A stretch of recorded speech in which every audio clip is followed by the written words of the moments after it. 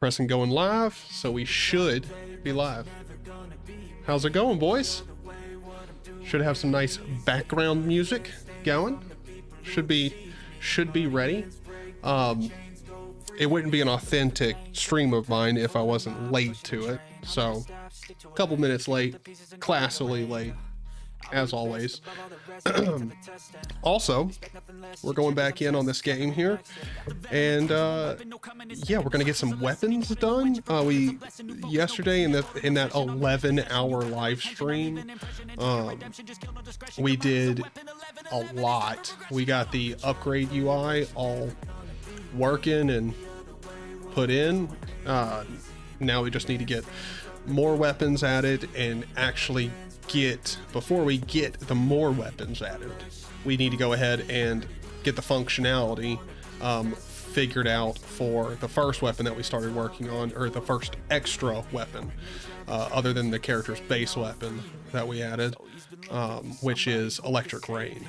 That's what we added. Electric rain is just like an electric projectile that fires. Supposedly, it's supposed to fire from above and down at the enemy, which it does. Surprisingly, didn't expect that to work, but it does. All we had to do is just change the pitch to 90, and it just fires straight down. So yeah, not too difficult at all. It was actually remarkably simple. Yeah, and now we're gonna, I think I did this off camera. I don't think I did this on the live stream, but before we call this down here, which happens if we have electric rain, if the item electric rain is in our inventory, then we call it after firing our base arrow and all that stuff. We got our 3 variables being set here: the projectile's damage, the max projectile damage, and weapon level. So yeah, we got the weapon level and its damage and everything assigned to variables so that we can use them later on in our different, for our different weapons. So that's great. So yeah, I got that done. And I also have something cool to show you guys, that I've done. I spent a little bit of time doing it. Oh, you got news? Oh, I want to hear it. Like every decent Linux user, I shaved my head today. Oh, perfect. Actually, the only thing I did is I actually cleaned up my beard, so it's not a proper neck beard. I trimmed it and then cleaned it up on the bottom, so it's not as bad. I'm gonna be honest, I probably did a shit job, but it looks good on, it looks fine in the mirror, and it looks fine right now. I don't know if I tilt my head back, maybe you can tell it's, I don't know. But yeah, that's all I did. I need to go ahead and take care of my hair, but what my goal is actually to wait and see if I can good lord, I want to grow my hair out, see if I can get it to an inch or two long, where it's got some fill to it, and then I'm gonna try doing the Peaky Blinders haircut, just fresh shave and everything, and then fresh shave all the way up to a hairline completely around, and then just comb over, and I'm gonna see how that looks. I don't know, I might look like a Nazi, I have no idea. We'll see how it looks good, or how it looks if it's good. Beard looks on fleek. Oh shit, okay. Thanks, Phil, man. Thank you. I mean, I try. But I also worked on this. This is a nice little OBS scene, so we should be able to see chat and everything. I can use this for intermission during streams. I think it's pretty nice. I think it's pretty good. Set up a little intermission screen. The only thing though that I need to fix is in my chat box over here. I have it set to where it fades out chats after a while. So I kind of hope that doesn't keep doing that, or I can figure out how to stop that. That'd be great. But yeah, thank you, man. Thank you. I think it's pretty nice too. I think it's a pretty nice intermission screen. I think it works. You know, it takes care of our issue. Ooh, SSBM DMT. How's it going? I cannot believe I just spat that out right. But thank you for the subscribe, man. Hopefully I'll keep you around. You know, maybe I might scare you off here before too long. Have no idea. But yeah, so let's go ahead and just get back into Unreal. You know, let's do it. Let's do it. So here's what I'm thinking we're gonna do. We're gonna take the projectile damage that we set up here, and I set up a little custom event. I had to think there for a second. A custom event for base damage. So essentially all this custom event does here, it's on the base projectile, which all the other projectiles pull from this. So we call this and we set base damage equal to whatever we pass in.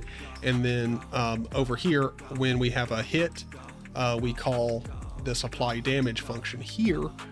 And we just, yeah, apply damage to whatever we hit, whatever the actor was that we hit.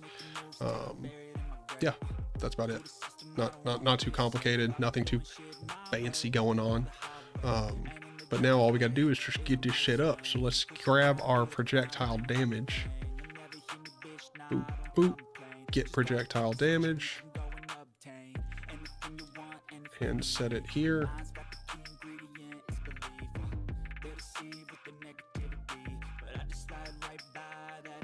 Oh, it's a float. I totally forgot about that. It don't matter. All right, so we get our projectile damage and we set that equal to our weapon damage. So that way each one of our custom weapons does their intended damage. And we have a max damage for it. So every time we level up, we'll also increase the damage. No, I'm trying to think, how are we going to do this? We probably won't do it on level up. No. We'll need to increase, like when we increase the weapon level. Yeah, when we increase the weapon level, we'll do that. Yeah. And that is done. Just so I can think. Where is our weapon? Shit, let me think here for a second. Where is our when we add the weapon weapon level, increase the weapon level? I'm trying to think. That's probably not on our player here. It's probably yes, it is probably in the game mode. Unlock.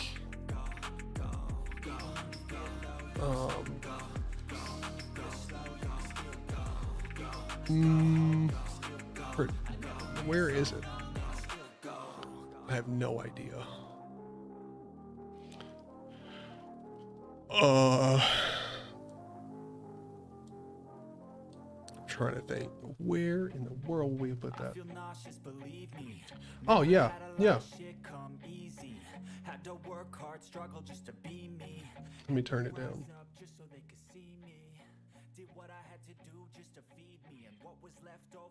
There we go. We'll cut down the music a bit. That should be really low. Like just barely there. Just enough to entertain, you know? And I literally have it set down on the slider here in the music player. I have it set all the way down to 1. Set all the way down to 1. And it like I had it set at 3. And that was too loud. Like it's wild, man. Okay, so man, I'm trying to think. And thank you for letting me know it was too loud. Oh, you dipshit. I remembered where it is. Okay. It's in, not in upgrade UI. Where is it? It's in inventory. Here we go. Player inventory component. Is that it? Yes. So we take the item level. Yeah. Yeah. And then we add it there.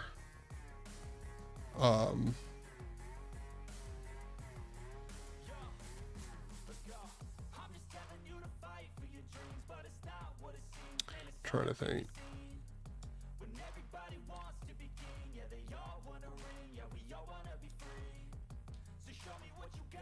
No, because this is not where we... No, yeah, so we do increase the item level here.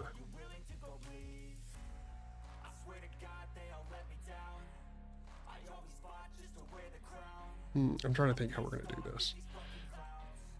Because every time we upgrade a weapon or something, we're going to have a different effect on it. It's not just going to increase the damage. Like, it could do other things as well. This is the hard part about making a game. Like, doing all the fucking logic behind different shit.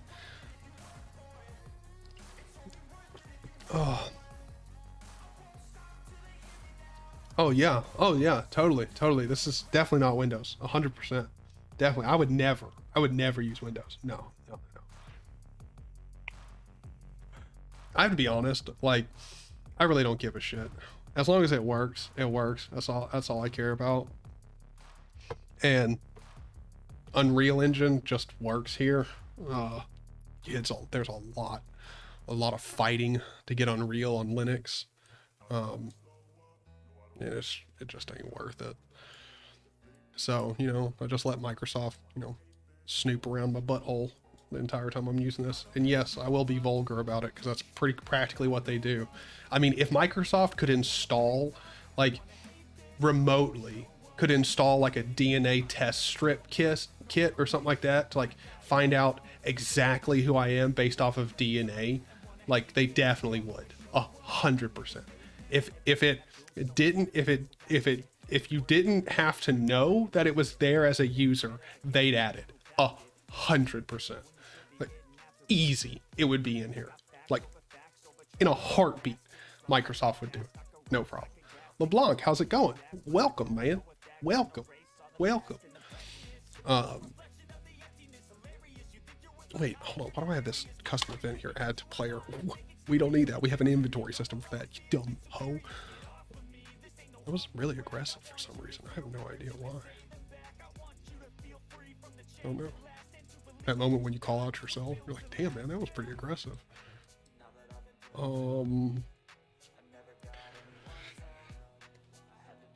have no idea how we're gonna do this.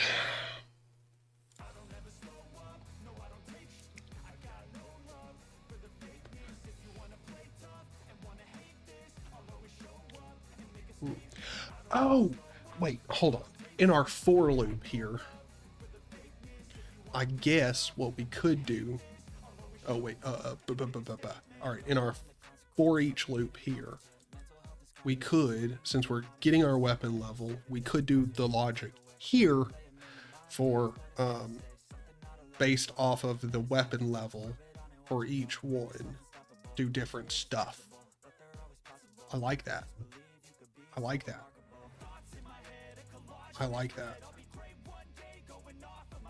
So instead of doing it up there, we do it down here and has electric rain. So we'll do a check down in here based off of our weapon level.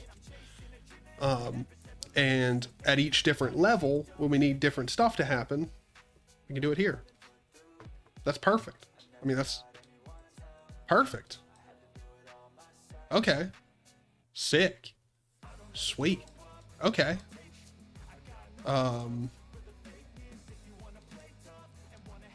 Yeah, this works. Okay.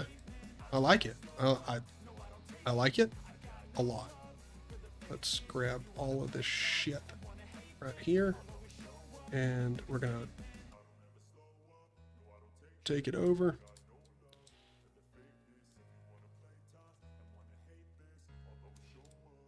Cool.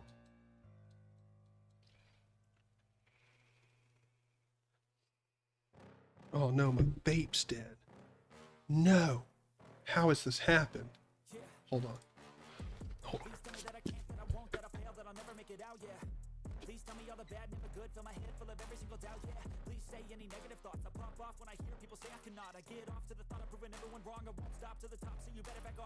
Okay. Oh. Can't have a dead vape on stream. Come on. Oh, let's plug this in. Bada bing, bada boom. Beautiful. Okay. So, let's see. Got my. All right. So we're gonna check our weapon level.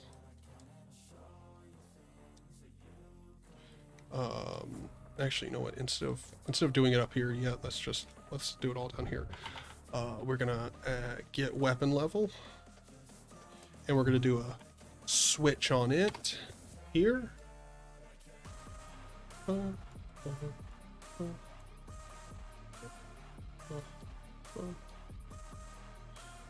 right. And so our weapon level should be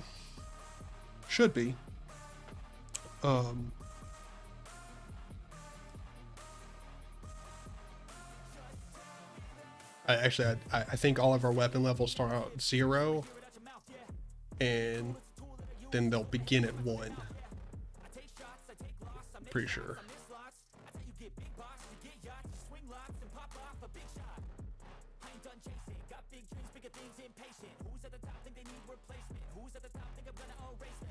Let's do a reroute node down here. I use so many reroute nodes. It's ridiculous. I love them, man. They're fantastic. Reroute node. They're just the best, man. They keep everything nice and clean, and I really like the visual layout of. Let's do a set. Oh wait, no, we don't want to set the weapon level. We want to base off of the weapon level. Wait, why would I need that again? We want to set the projectile damage. Set projectile damage equal to get the regular old get projectile damage and set it on there. Okay.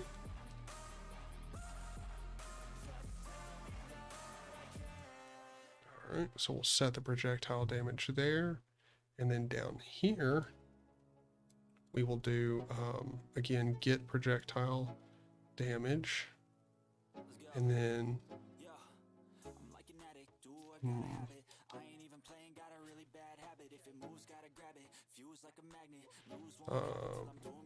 well, we can do more based off of this.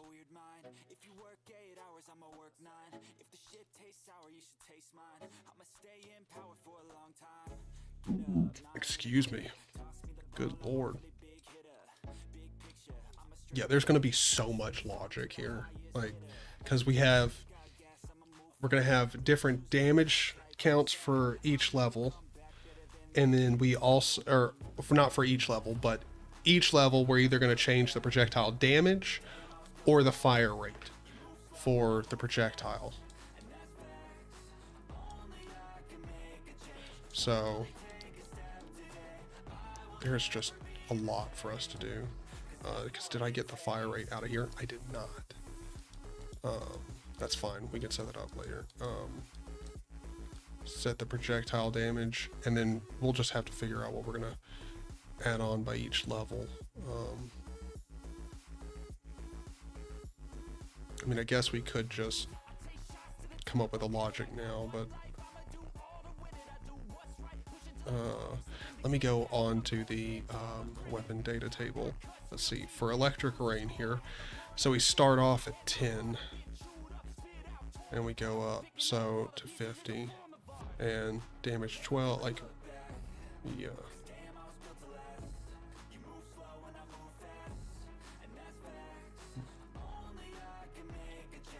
So this one, so all of them start off at 0, and the max level for each one is just going to be 5. Like that's the highest it can go up to. Yeah.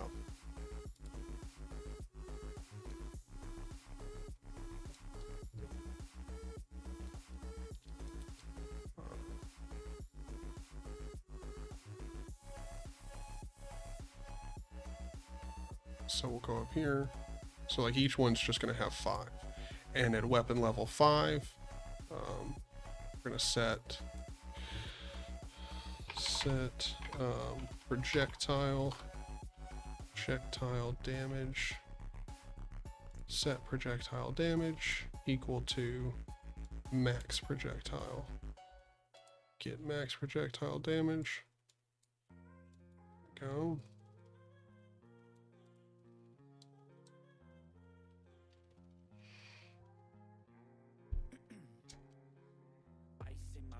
I've been driving this train, years in this lane, there's no stopping this flame, cause I came to the game and I changed it to play how I like, rearranged it to my own domain. Yeah, I got what it takes, made lots of mistakes. What house is that? Yeah. It's a great house, man.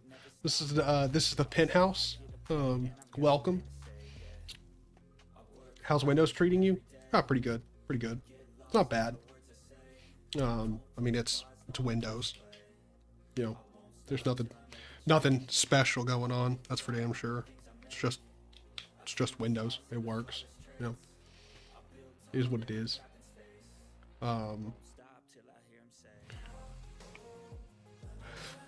Is it possible to get hired doing Unreal Engine? Yes, very much so. Actually, my best friend's company wants to hire me. They're talking about doing contracting work. Doing some stuff with Unreal Engine and stuff like that. Like, really, it'd be like they do productions and stuff, and they're starting to use Unreal Engine, mega scans, if you don't, or not meta scans, metahuman characters, and they want someone who's like done like level creation, level design work, and stuff like that in Unreal, and I have, so. Yeah, you definitely can, 100%.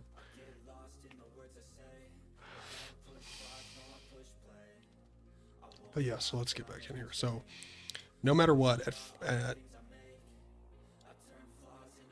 wait, hold on.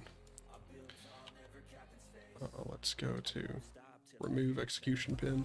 So we just do 0 through 4 here, and then we'll do a branch over here, a branchy branch. And we'll go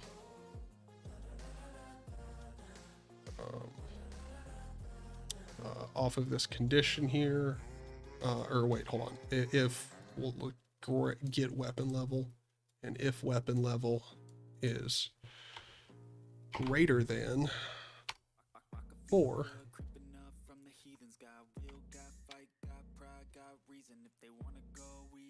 it's greater than 4. Plug this shit in here.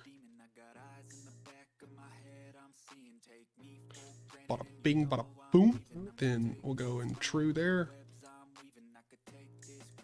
Alright, so we got, if it's great, shit, this needs to be less than. Look, whoops. If it's less than 4. Oh wait, shit. It needs to be less than or equal to. Less than or equal to. Well, then this is true. Go through there, and then if it's not, let's do set projectile damage equal to max projectile damage. Bada bing. Bada boom. All right. Perfect. Beautiful. Excellent. Perfect. All right. So this is our little check here for our weapon level. So that we can change our projectile's damage based off of its level. Perfect. Now, what I'm thinking about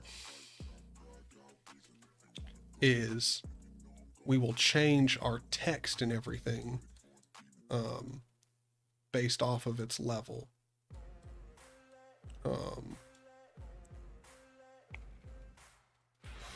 So I'm trying to think about how we're going to do this. Because we'll need to change the description text up here. We'll have to set that to something different based off of hold on, let's promote this to a variable. Promote to variable.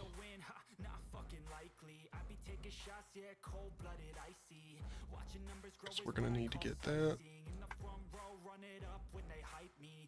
This is going to be a lot of setting variables and shit. Put this up here, go off of here, do a reroute node. Boom. Cool. Then actually set it here. Move on. Alright, so our description up here.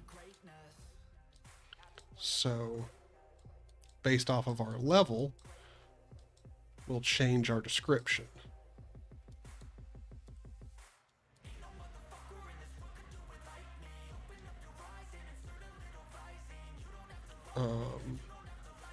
We'll probably do a custom event for this because this should work for this right here. Will need to be called for every single weapon that we have.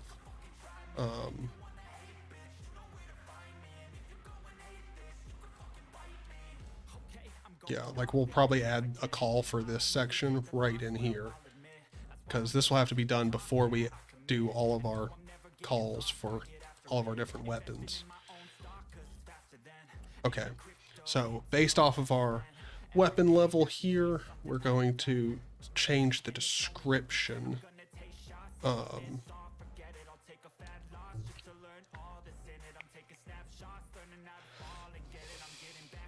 Well, wait, no. We don't need to do this here. We don't need to change our description here.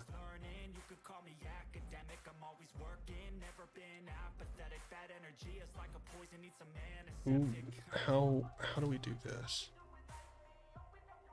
Because I think all of these checks here are probably not the way to go about it. Because this will only be called.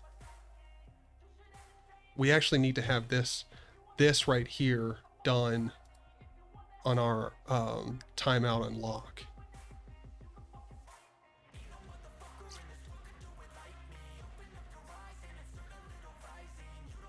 Oh wait, hold on. Go to our upgrade UI. Let's go over to our event graph. And so when we do our buttons, bottom button, event graph. On click top button. Yeah, okay. Okay, so we need to do it here instead of over here. Yeah, that's way smarter. What the fuck am I doing?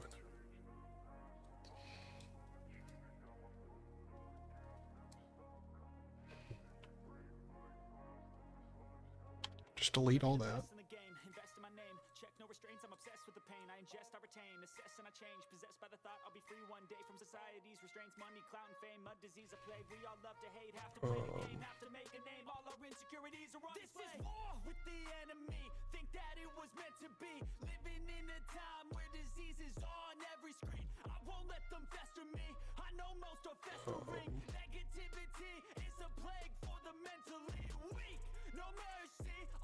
Wait, hold on. Control Z. Bring this back in. We're not going to get rid of anything yet.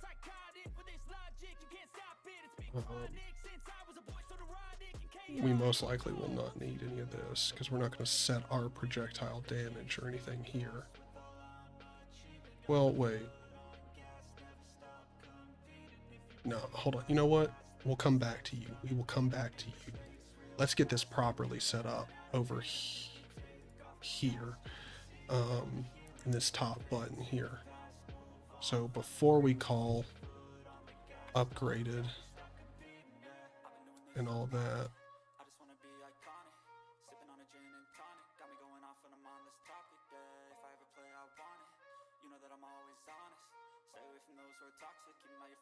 yeah, before we call upgraded,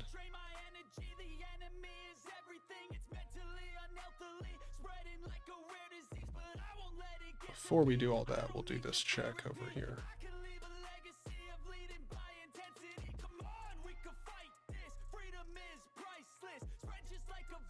Let's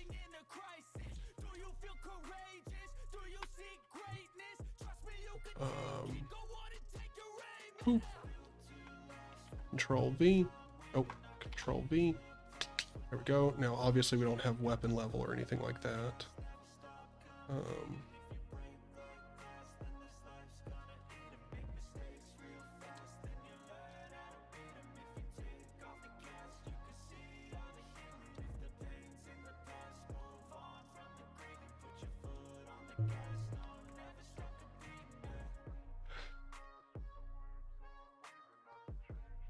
Create variable weapon level.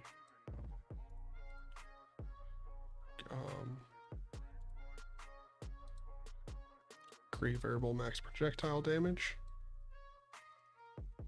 And create variable projectile damage. Cool. Okay. So now that we got all those created in here, we just need to set them like we were doing before with everything else.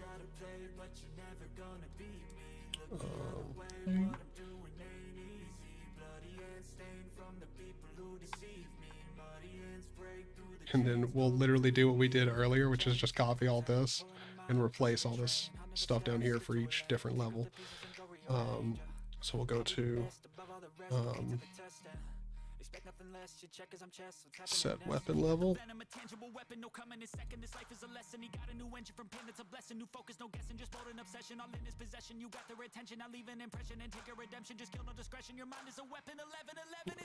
Let's see, weapon level. Get weapon level. Plug that in there. Perfect. Then we're gonna do damage, projectile damage. So he's been looking for somebody who could save him instead of searching inside for what they gave him. A strong will, strong mind causes mayhem. We could change the world, change times, rearrange them. Staying on pace, running the race. Life is a chase. Take this up here, and then we'll do max projectile damage.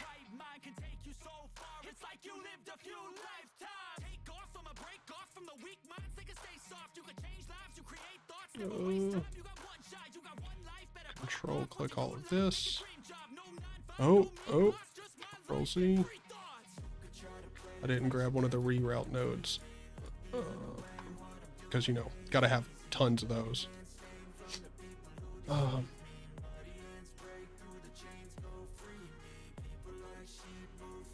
Would it kind of be your dream job to get paid for this? No, I mean, I'm kind of doing my dream job right now. Like, just streaming is like streaming and making videos. Like, I really enjoy doing that, and I already get paid for it. Like, that's kind of insane. I've kind of hit my dream. My dream would be make more money. Like, not that, like, I don't even care about thousands of dollars. Like, just probably like when I've made it, like, I really could give a shit less about doing like anything extra or making anything extra would be if I made like $2 grand off of YouTube a month. Like, that's to me, like, that's perfect. That's plenty. I can live off $2,000 a month with like, not just like, I could live nice. I mean, I live at home with family. I don't have any intentions of buying a house or starting a family anytime soon. So that to me would be perfect. But I really do just enjoy messing around with Unreal. Like, I really like making games, if we're being honest. That's what I really like. Let's do promote to variable. And we're gonna plug that in there, then do a reroute node. Plug that in there. get the description. So we need to get the weapon level, projectile damage, max projectile damage, and the description. And then we'll probably also need to change the fire rate. Yeah, let's just go ahead and get all the variables, you know? Why not? Reroute node.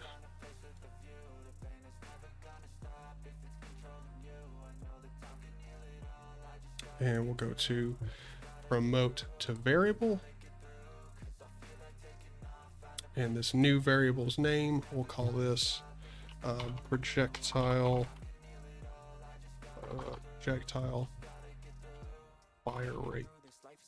Oh my god, fire rate. There we go. Ooh. Boop, boop. All right. So now we get all 4 of the variables that actually matter to us. I should probably remove the has weapon from the list because we don't need that. Like, that's a fucking ridiculous boolean. I don't need.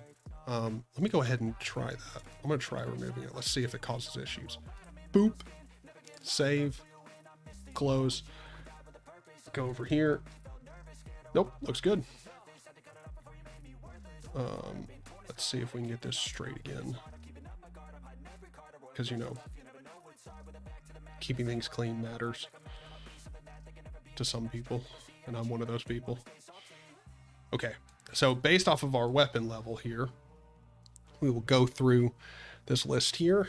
If it's less than 4, then we'll go through this switch here, and if it's just level 0, then set the projectile's damage to projectile damage.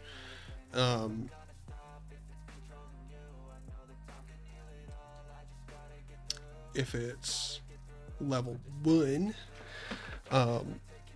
we'll do the same thing. Level 0 and level 1 will do the same thing. Because 0 means we don't have the weapon.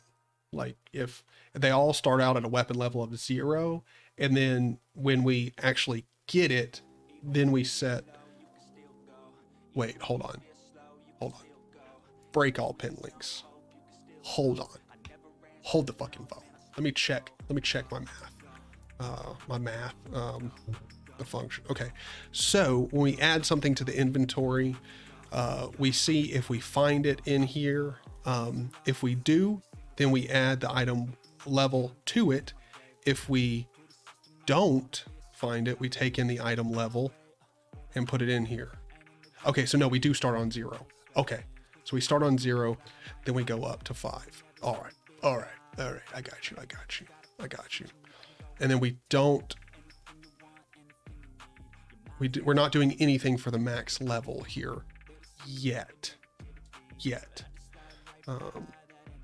Again, yet. Let's see.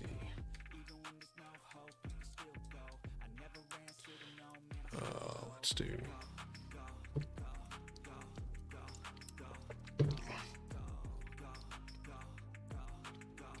So when we get item level 1, and we'll take off. Hold on. Grab our projectile damage.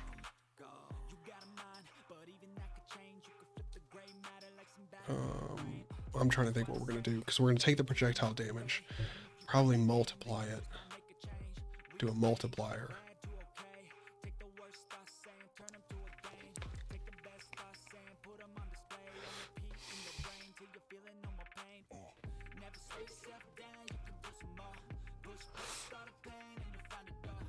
One is probably going to be. Oh wait, no, I know what we'll do, because each damage level will every single time we level up underneath level 5, we will increase the projectile damage by 10%, and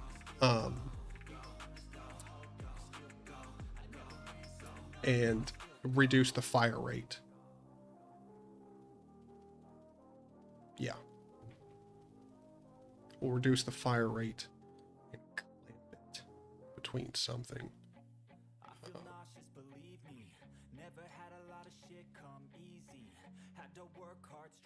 Yeah, that's what we'll do. So let's go down off of here. We're going to go to set projectile. Oh my gosh.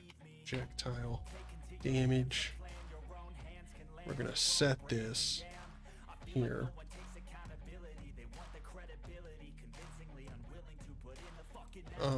Wait, hold on. So let's take our projectile damage. Control C, Control V. We're going to go off of here and we're going to go to multiply, and we're going to multiply by 0.1. Oh, it's an integer. Oh shit. Oh, hold on. So we're going to take the projectile damage. We're going to turn it into a float. To float. Then what we're going to do is take this and multiply it by 0.1, so 10%. And then we're going to take this and we're going to do an add, and we're going to add that to the original projectile damage. Oh wait, hold on. Reroute node, because of course.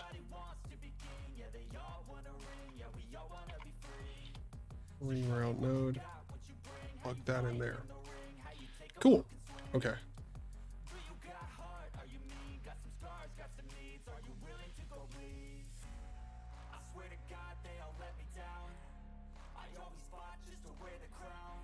And then if it's above 5, we set the projectile damage to max damage no matter what. We're going to take this, plug it in there, convert.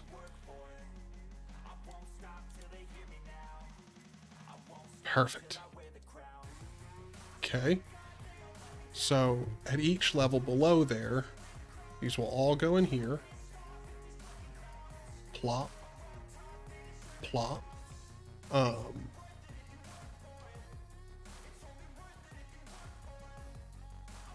Let me see, weapon data table.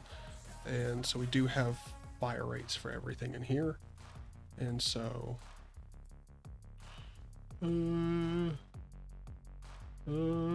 upgrade UI. Is it enough to live from it already? No, not really. No, not at all. Damn, man, like that's a tough one to talk about because according to my estimated revenue, like I make enough to live off of, like, but YouTube doesn't actually pay that. Pretty much like my steady income comes from Patreon, like when it comes to YouTube. Like I actually so I was heavily considering trying to push my best friend into like getting us an interview schedule so I could get in at the company, at least get my foot in the door. But actually my sister, who runs her own like pet care, like kind of business. Like she takes care of animals and dog sits, trimmings, all that type of stuff. I made her a website for her, and now it's gotten to the point where she actually wants to hire me. So I'm most likely just going to be working for my sister, pretty much full time, kind of full time. It's hard to explain. Like, I really won't have like stuff to do for her all the time, other than keep on top and managing her schedule and her website and everything. And then managing her website, making sure the scheduling and everything is put into her calendar. Like I essentially have to manually do it. It's convoluted, but make sure that her schedule's proper and then be available most if not all days, just in case something comes up. She can accept a client and I can go do the consultation or whatever. So yeah, like most likely I'll be doing that. Mainly because I don't have to report to anybody. Like, it's just my sister. Like, yeah.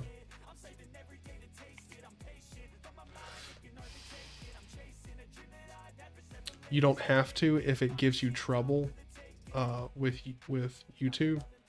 What do you mean? Oh, you mean talking about how much I make? Oh, no, I don't give a shit. I don't. YouTube can suck a fat dick. Like, if it wasn't for super chats, I wouldn't have made like pretty much any ad revenue so far off YouTube. Like, ad revenue is so piss poor. Like, if you're a small channel like I am, like I know some of you guys are like, you've hit 2,000. Like, you're a big. I'm not a big channel. Like, I am a tiny fish in YouTube. My channel might as well not even exist compared to some YouTube channels, and like the ad revenue is just terrible. Like, really, in all honesty, like, if you support me over on Patreon, like, you're fucking awesome, because that's the only money I see from it.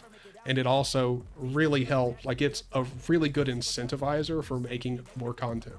100%. Okay, but so we're increasing our. I keep getting distracted talking. I mean, it's good. I like talking. Please don't stop chatting. But also, I can't keep losing my train of thought. So we increase our projectile damage by 10% every time we level up, and then we'll take the projectile fire rate. Get that. Because we're not going to change the fire rate on 0. Keep the fire rate to its default. Then we're going to do the exact same thing we were doing over here with this. So let's do this. Control C, Control V. And so we're going to take the fire rate, plug it in there, times it by 1, and then take that 10% of the fire rate and add it to the original fire rate, and then set fire rate.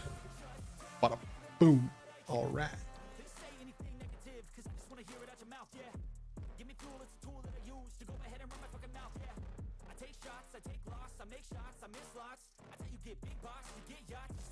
Okay.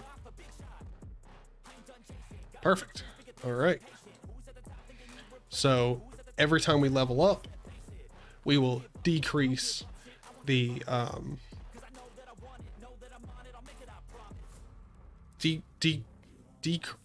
good lord, if I could speak. Oh wait, no, hold on. Yeah, we don't want our fire rate to grow. We want this to be minus. That's why I was getting confused. Subtract 10%. There we go. Subtract 10% from our fire rate. There we go. So we want to add 10% damage to our projectile every time we level up. Then we want to add or decrease our fire rate by 10% every time we level up. Oh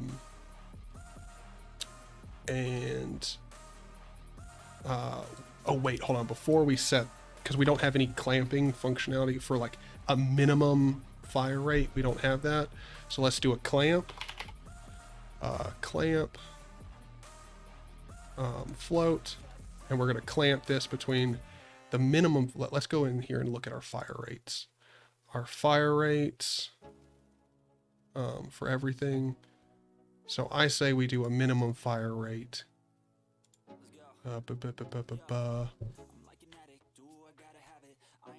What am I doing? Upgrade UI. There we go. So we'll set the minimum fire rate to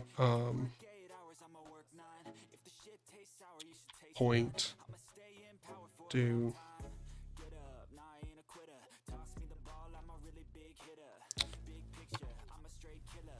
0.3 or 0.3, yeah.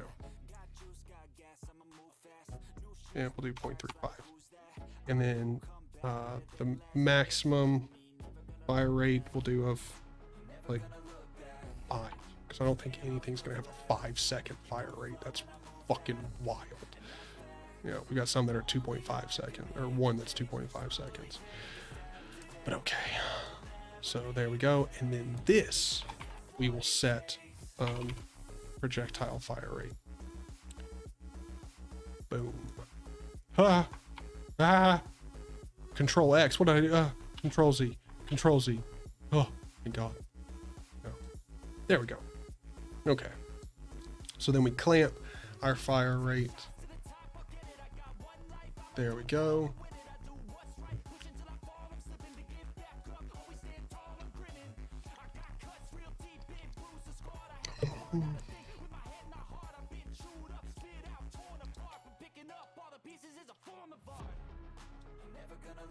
And then we're going to take our description. Get this.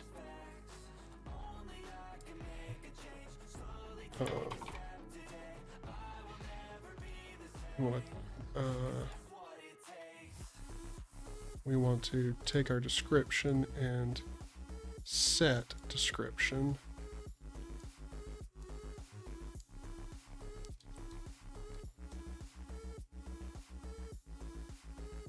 Set our description equal to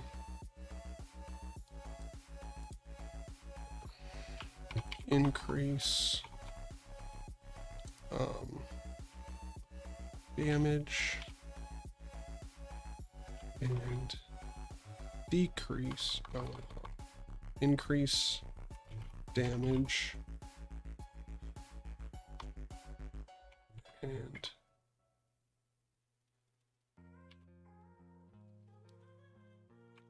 decrease fire rate by 10%.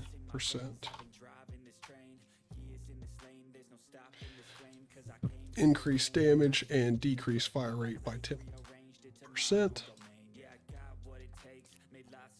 Cool.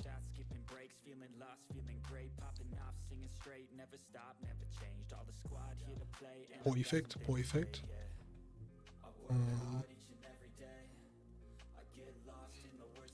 And then for the last level here, all we got to do is take Control C, Control V here.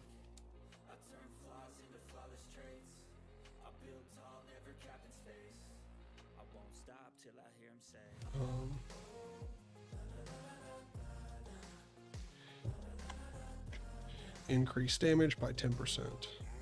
Or wait, hold on.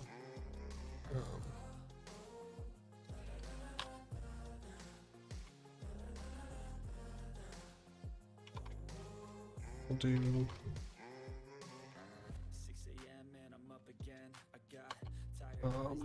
change this to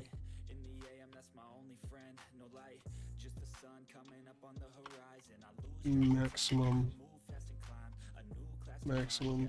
damage. Maximum damage possible.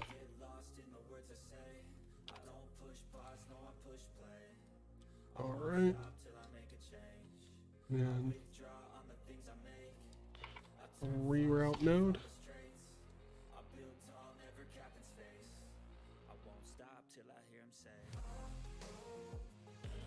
And then take this one.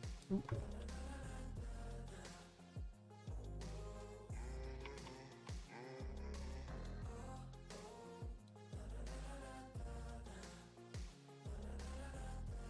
Cool. And then we'll have to just link all these up out there. Cool. This looks like a lot of logic, but it's really, really not. It's actually not.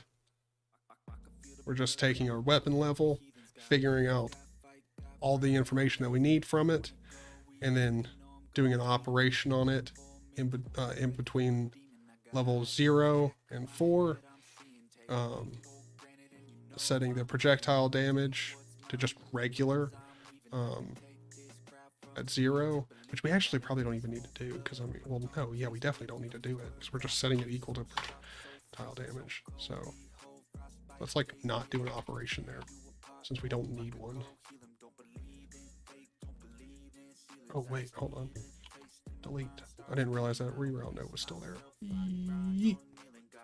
Perfect. Okay, so we do nothing at level 0, and then 1 through 4, we increase the damage by 10%, decrease the fire rate by 10% down to the minimum of 0.35 if it even gets that low.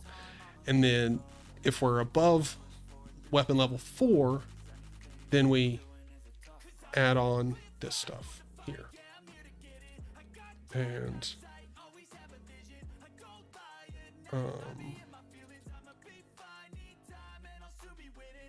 now we'll need to figure out a way of removing this from the available options.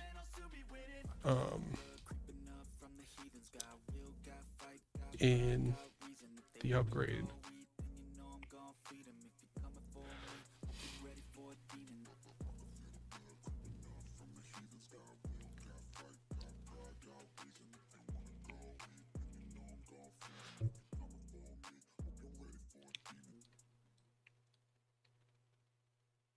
Randomly selects 3 weapons. Here, it randomly selects these 3 weapons to put them up there. And all we have to do before we do this is just add a check for whether or not the level is above 4. Or, excuse me, if it's above 5. Because we'll be able to hit 5. Like, oh no, wait.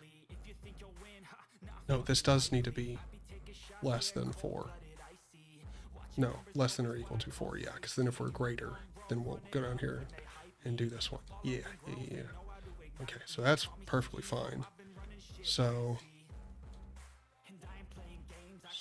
let's do this.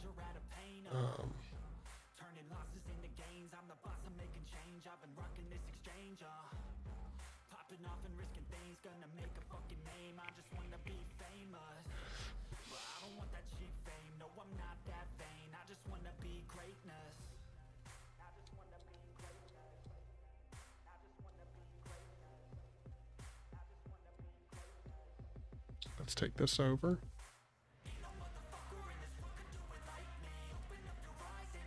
And so then all we need to do is take our item names here, get them, and then do a for each loop. For each loop. And the loop body will come off of here.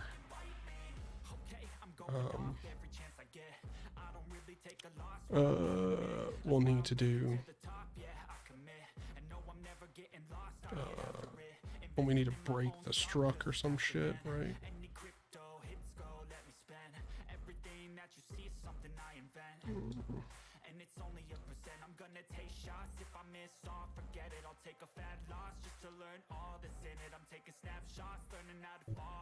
Control C, Control V.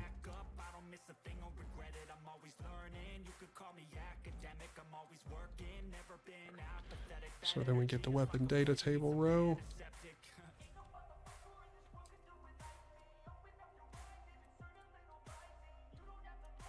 And then we need to do a check on the weapon level here.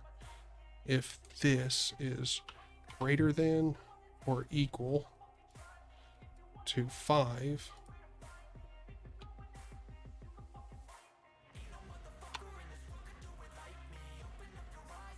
well, no, hold on.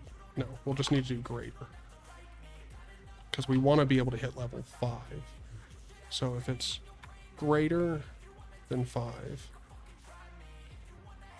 it's greater than 5, then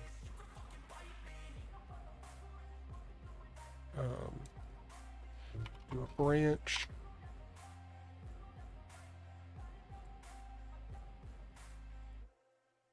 Oh my god, I didn't realize this was gonna take up so much room. Alright, so if we are more than that, Then let's go out over here, do a reroute node. Of course. Got to have another reroute node.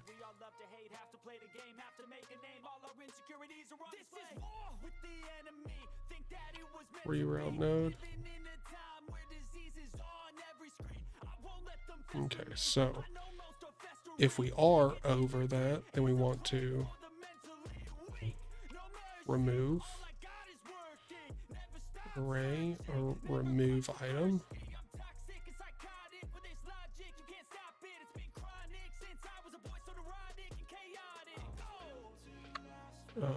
And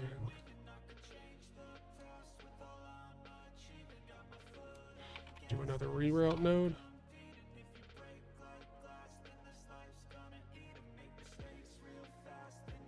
Reroute node. Plug that in there. Perfect. Okay. So, makes sense.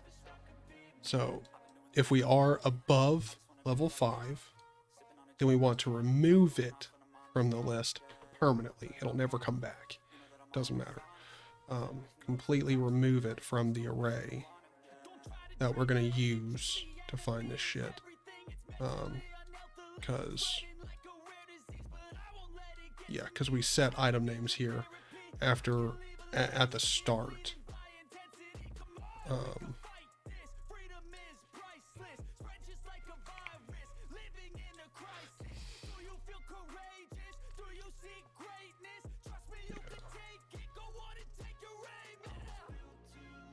I'm just trying to make sure that that won't remove it from anything else. Like, I don't... We'll have to figure out if this is going to work. Because I think us removing it from the array is not going to work. Because I think that'll remove it from our inventory. Because down here, is it in here? On level UI, yeah.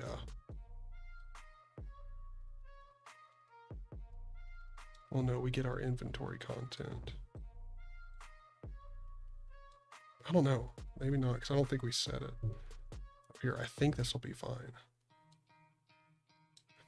I'm pretty sure this will work as intended. So essentially, if we hit the max level for the item, we just remove it from the array. If it's not, then we just continue on.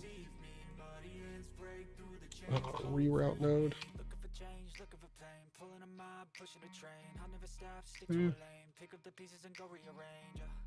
I'll be the best above all the rest, put me to the test. Expect nothing less, you check as I'm chess, what's happening next? You got the venom, a tangible weapon, no coming in second. This reroute node. New engine from pain, it's a blessing, new focus, no guessing, just bold and obsession, all in his possession. You got their attention, I leave an impression and take your redemption, just kill no discretion. Your mind is a weapon, 11, it's time for so many reroute nodes. If you can't tell, I like them.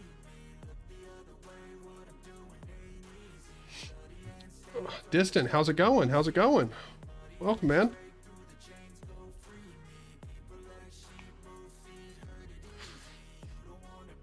Oh, it's all good, Philip. Have a good one. I have no idea if you put that in chat a while ago. Hopefully I didn't miss it for too long.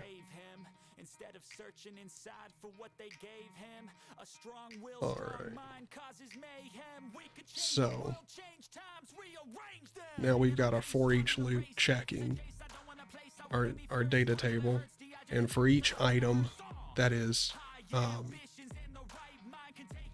for each item that is above level 5, we remove it from the array, and then we run through the rest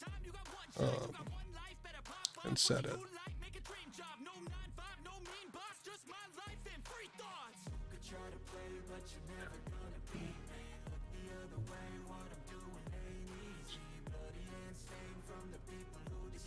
I guess we'll have to add a check at some point for like whether or not the array's empty.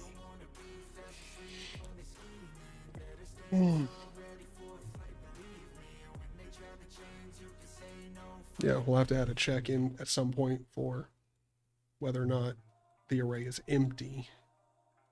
And then, you know, don't remove it.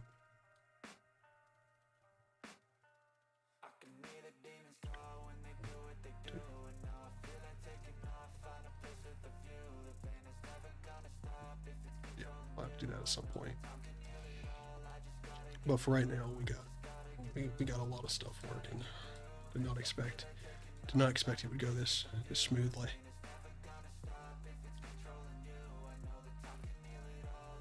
Awesome. See you, man. What are you building here? Good question. So we're making kind of a Vampire Survivors like style game, but in 3D, and we're going to use Megascans assets and MetaHuman using Unreal in here. So we've got our nice little XP. Pretty much, it's a very simple game. The whole idea is it's a very casual experience. The only controls you have are WASD or gamepad inputs. I mean, well, there are obviously other controls, like H is not working. I don't have it hooked up. Okay. Well, it's supposed to hide the UI, but I'm pretty sure I did not set that up properly. Let's grab Electric Rain. You can see now we've got our extra weapon trying to fire. And Electric Rain it'll just fire at any random enemy on the map, so it could easily fire off screen. 2.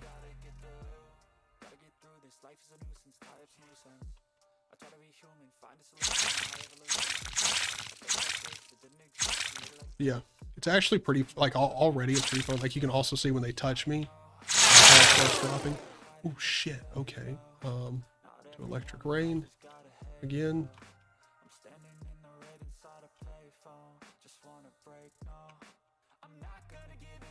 But yeah.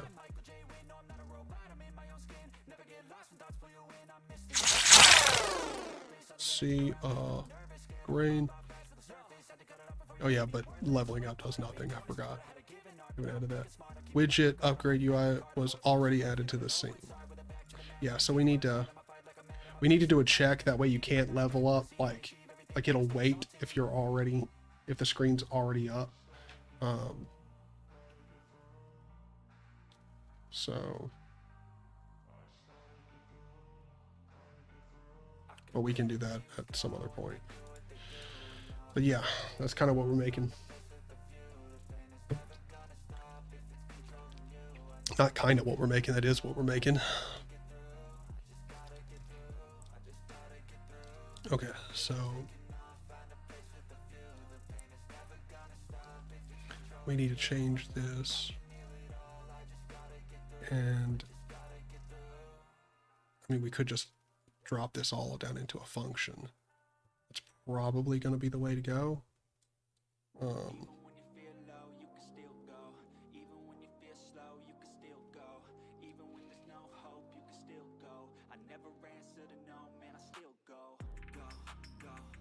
Trying to think about the best way to do this.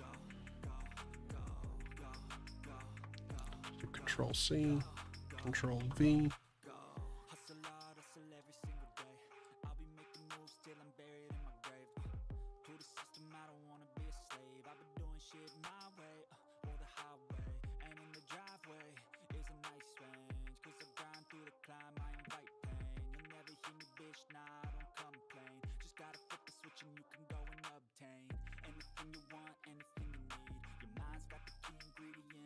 Okay.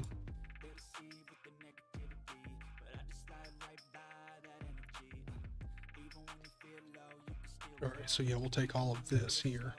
Then we can just delete this off of all of our ends here.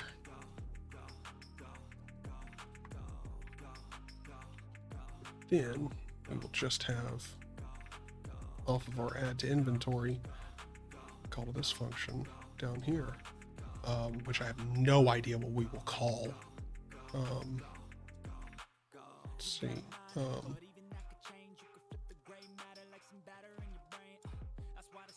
Let's go to drop to function, collapse to function. Let's call this function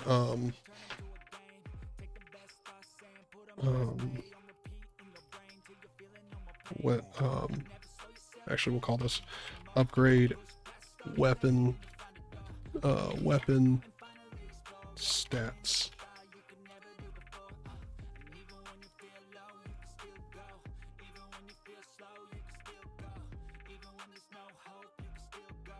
And if we go in here, yep, we just got our call in, goes through here, compile, save, go to event graph, Control C, Control V, 2 extra times. Let's go ahead and plug this in. Grade weapon stats. There we go.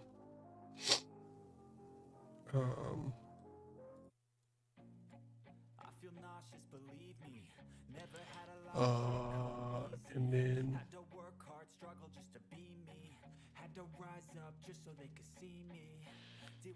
we have to copy all of this stuff.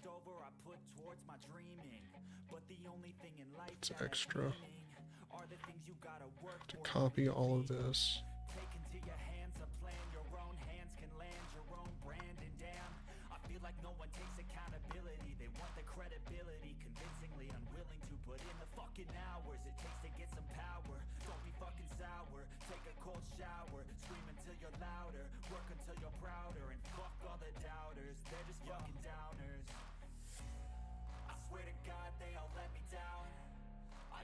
Control C, Control V.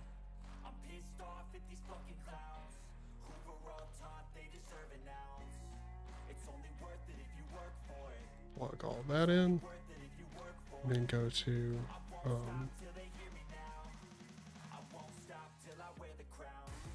the weapon level. Goes in here.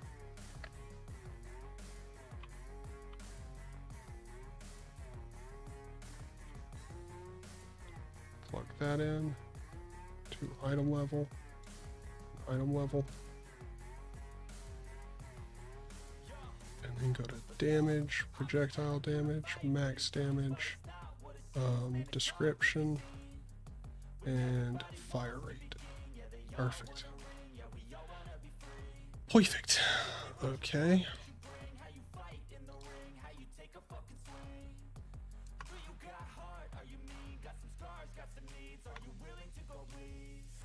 Control C, Control V.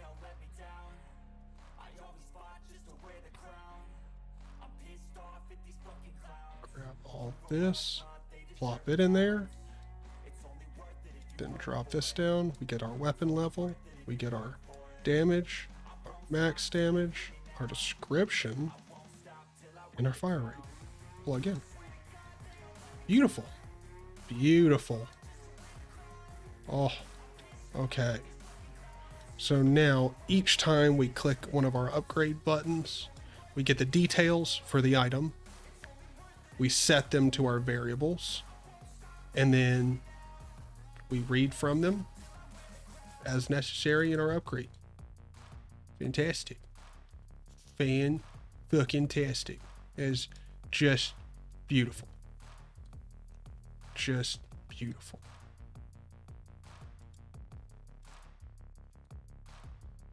Oh wait, hold on.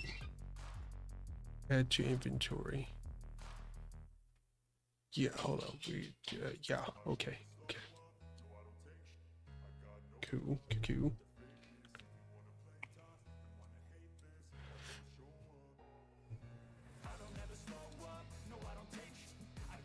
Yeah, so then we changed our variables. Cool beans. Okay, yeah.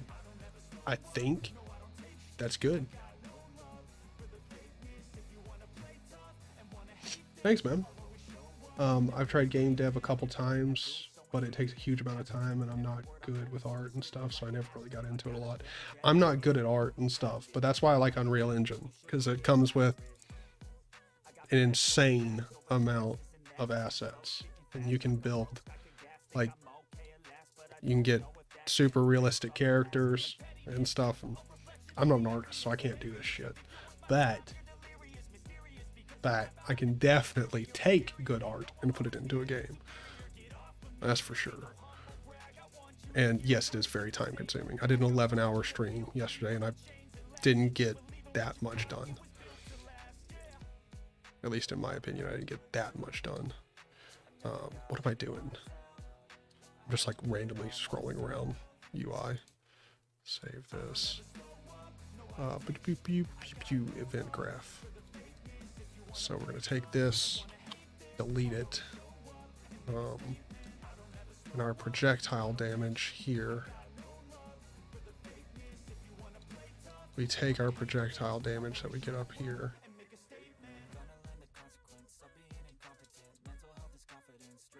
Set projectile damage.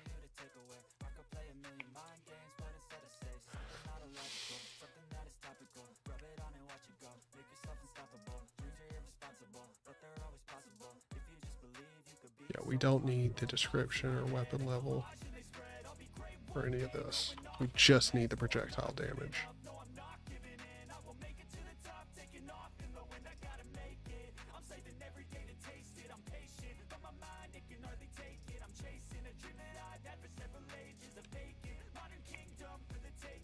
Oh wait, we will need the...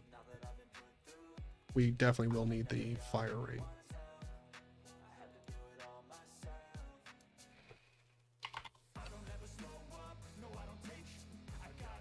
Then we set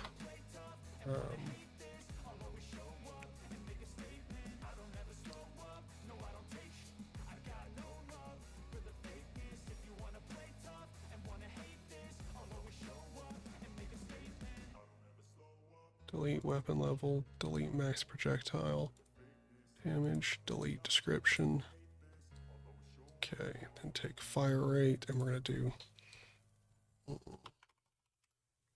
weapons fire rate. Alright, and we're gonna do set weapons.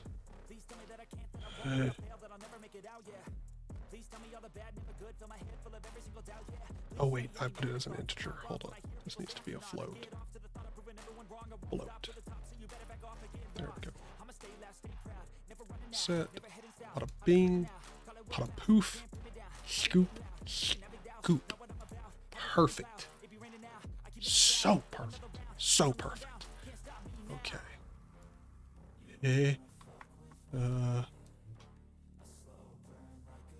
Perfect. And so we're going to take our projectile damage, turn it into a float, and then send that over to set projectile damage, which just sets the base damage for the projectile that we apply. Cool. Cool.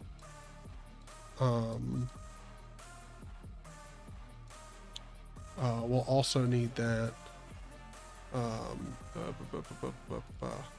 We will also need to do this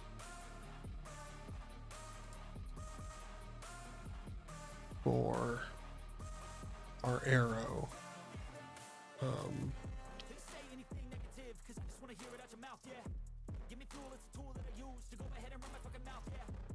Base damage is 10, so we will need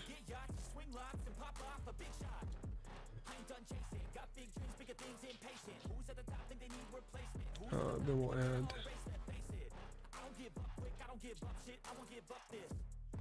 we'll need our base arrow. So after we spawn this, we'll need to call projectile damage, or call set projectile damage.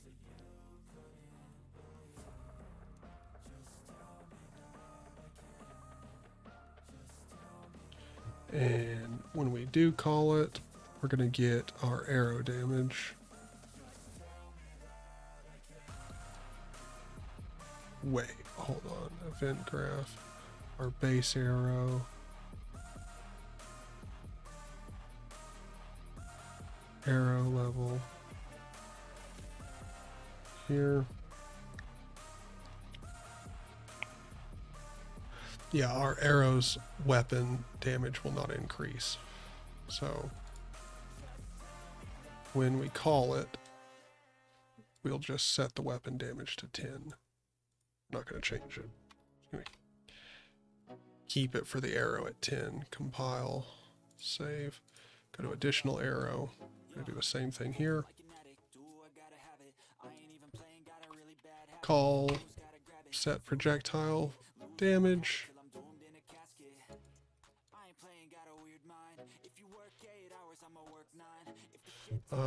And then for our damage here, 10.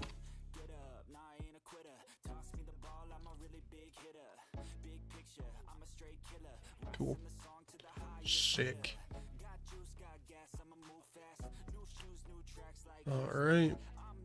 QQQ, compile and save. So, on all of our additional arrows, we make sure that the damage is correct. Cool. Okay. Sweet beans. Our add XP function. Just close that for right now. We don't need it. Good lord, man. There's so much shit going on. So much shit. So our fire rain.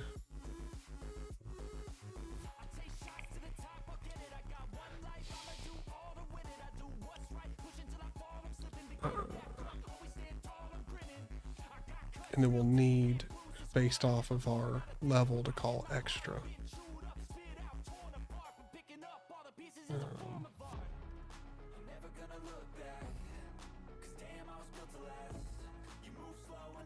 Because based off of our level, we're going to fire more.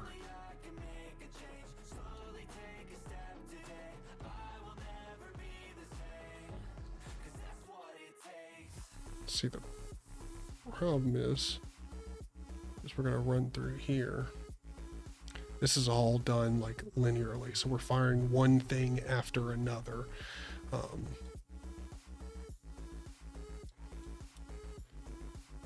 And I don't know that that's what we want to do. Well, that's pretty much the only way we can do it. Just firing one thing after another. It's not like we can do it at the same time.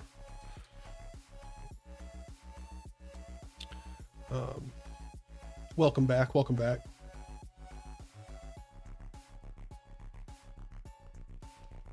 What do you mean? For more than an hour and it without it crashing? What do you mean? Like, should work. It's fine. That's very weird. Like, is your computer like, I don't know, like even if your computer's low end, it should work. If it crashes, it's probably because you're doing something in it. Like loading up nanite assets or something like that. Like nanite assets are unoptimized. If you do no optimization to them, like they will cripple your fucking computer. Just cripple it. What am I trying to do? Okay, so on our electric rain here, what we want to do is when we call it, do an additional check in here for what level we are. And based off of our level, call more. Actually, no, we can do that after the first arrow is fired.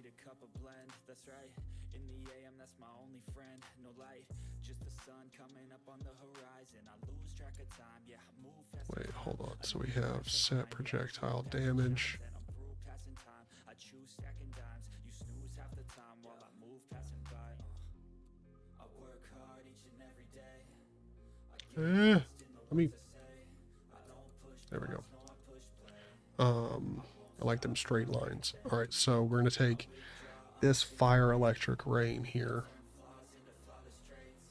Probably drop this down into a function just to keep everything real clean. And then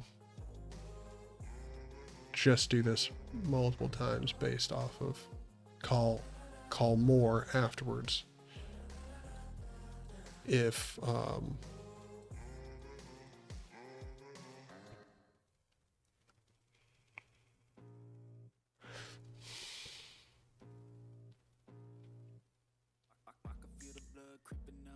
Heathens got will, got fight, got pride, got reason. If they wanna go eat, then you know I'm gonna feed them. If you're coming for me, hope you're ready for a demon. I got eyes in the back of my head, I'm seeing. Take me for granted, and you know I'm leaving. I'ma take what's mine with the webs I'm weaving. So let's take this. Let's do collapse to function. And the function we will call fire electric.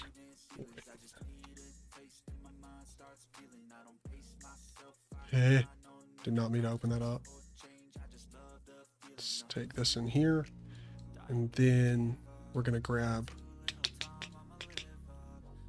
No, yeah, so I am gonna need a weapon level in here. I am gonna need that. Let's take this over a bit. And let's take weapon level. Let's do reroute node.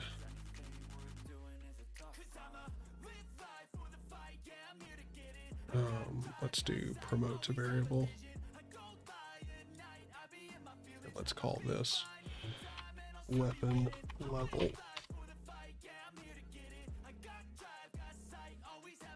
Boop. Boop. So we're on our player, so we have our like level for our player, because the player's got a level, and then our weapons have levels as well.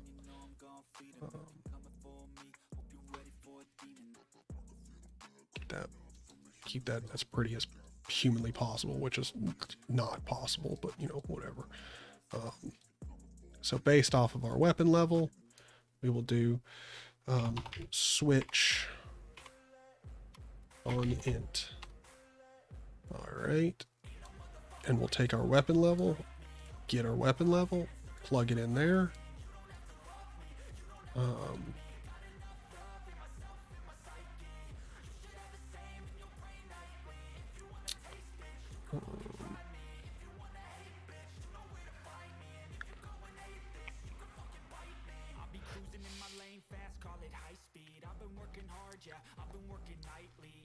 All right, so if the weapon level is 0, then do nothing extra.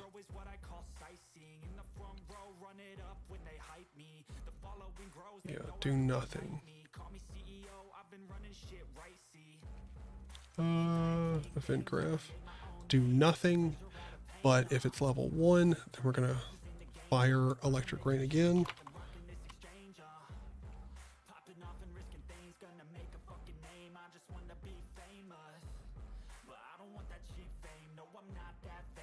Four, and then well, let's take this out. We'll need to do a branch.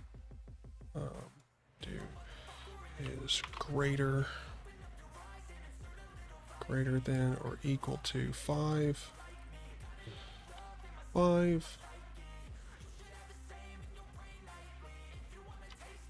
Branch.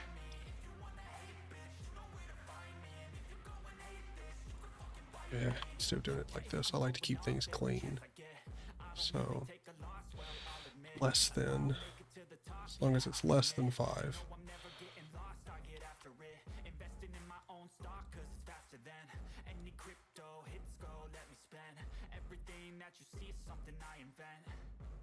Go through here.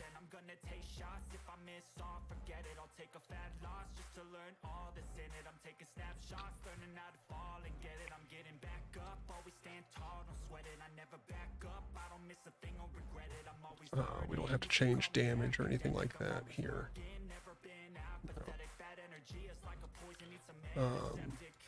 So we're going to do a delay.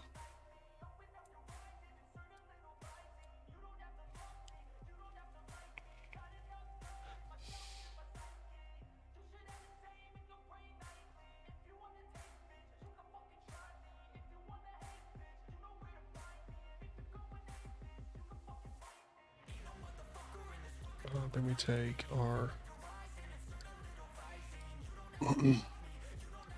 fire electric rain here, and we'll probably do just a delay here. Actually, go to delay.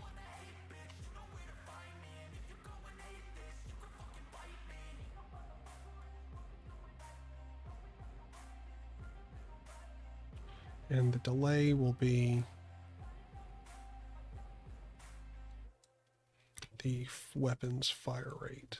Get weapons fire rate.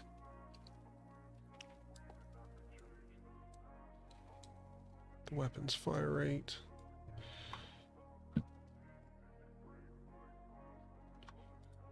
I want to be the best in the game, invest in my name, check no restraints, I'm obsessed with the pain, I ingest, I retain, assess and I change, possessed by the thought I'll be free one day from society's restraints, money, clout and fame, mud, disease, a plague, we all love to hate, have to play the game, have to make a name, all our insecurities are on display. This is war with the enemy, think that it was meant to be, living in a time where disease is on every screen, I won't let them fester me, I know most. Hold on, let me take this over here. Negativity is a plague for the mentally weak, no mercy, all I got is working, never stop searching, never quench the thirsty, I'm toxic and psychotic, with this logic, you can't stop it, it's been chronic since I was a boy. Let's do a reroute node.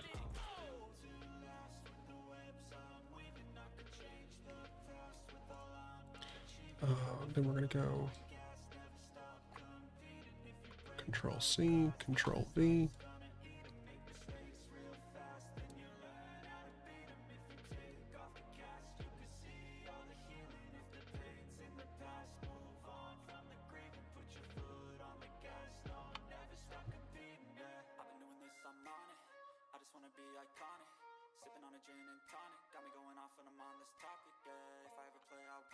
Reroute node. Stay away from those who are toxic, keep them out your face, no way, you don't want them. Don't try to drain my energy, the enemy is everything, it's mentally, unhealthily, spreading like a rare disease, but I won't let it get to me. I don't need your therapy, I can leave a legacy of leading by intensity. Come on, we can fight this, freedom is priceless. Go and do that. Living in a crisis, do you feel courageous? Do you seek greatness? Trust me, you can take it, go on and take your aim. Built to last with the webs I'm weaving, I could change the past with all I'm achieving. Got my foot on gas, never stop competing. If you break like glass, then this life's gonna eat 'em. Make mistakes real fast, then you learn how to beat 'em. If you take off the gas, you can see all the healing. If the pain's in the past, move on from the grieving. Put your foot on the gas, no, never stop competing. Reroute node.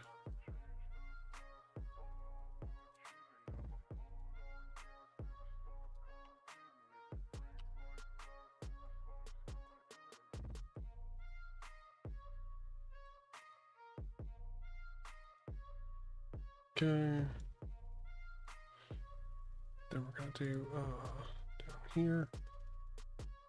Control C, Control V. Control V.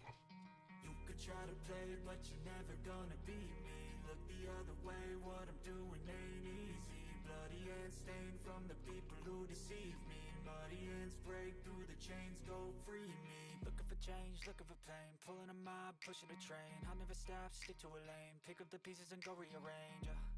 I'll be the best above all the rest, put me to the test and expect nothing less, you check as I'm chess, what's happening next, yeah. He got the venom, a tangible weapon, no coming in second. This life is a lesson, he got a new engine from pain, that's a blessing. New focus, no guessing, just bold an obsession. All in his possession, you got their attention. I'll leave an impression and take a redemption. Just kill, no discretion, your mind is a weapon. 11-11, it's time for progression. Could try to play, but you're never gonna Plug that in there.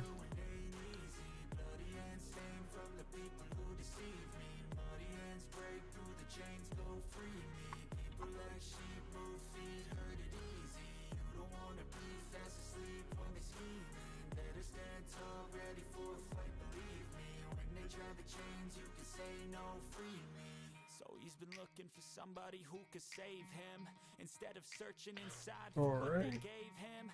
A strong will, strong mind causes mayhem. We could change the world, change times, rearrange them. Staying on pace, running the race. Life is a chase, I don't want a place. I want to be first. Work till it hurts, dehydrated thirst till I'm in a hearse. Oh wait, hold on. 2. We got 4, 5 here. Actually, I think these 2 right here need to be deleted. Yeah, delete those. Get rid of that.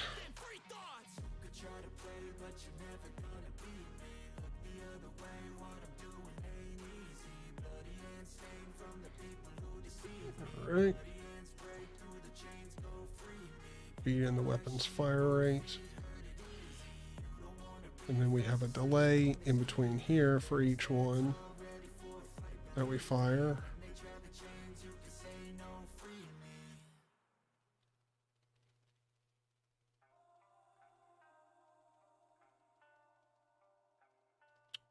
Let me go to the upgrade UI.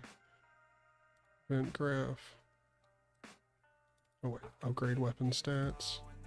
Just do down here. If you're greater than that, maximum damage.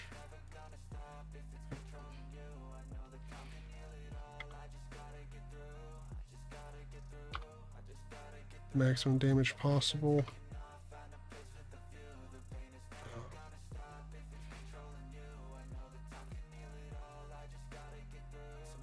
Hold on. Instead of doing and I'm gonna do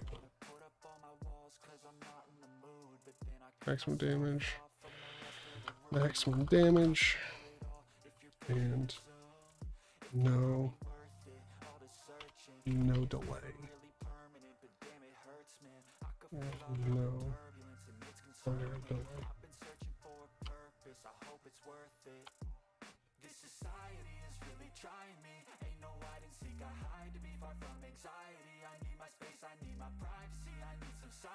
File save. Alright, and then go back over to our player. And this one here,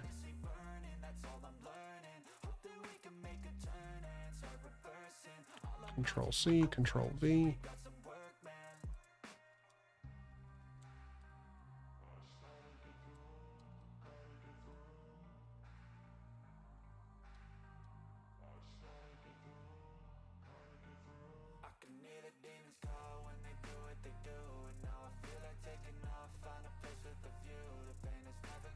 Plug that in, plug this in, plug this in. Go to Control B.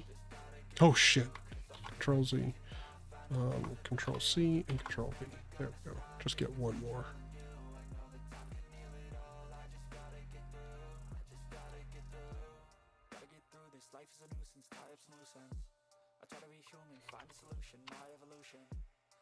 Like this, it didn't exist, we made it like this. So you can go pick the bad or the good, got a glass halfway. I know, it's easier to hide than just to lay low. Not everyone in life has got a halo. I'm go. In the red inside a payphone. Alright. So there we go. Has electric rain. If our weapon level is below 5, then we'll go in through here and 1 is there and 0. Wait, hold on. What?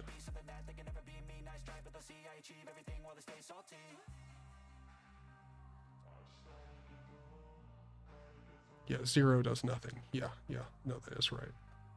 Because we already fire. We fire our first one, no matter what. And then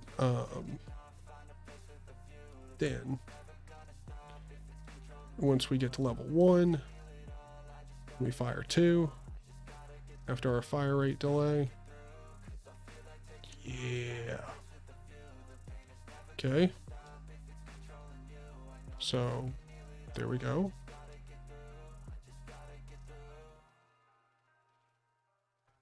Let's compile and save this.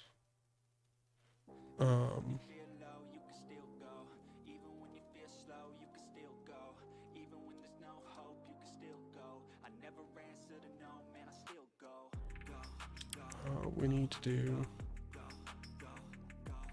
add XP. Where's our add XP function? Here we go. All right, so when we level up here,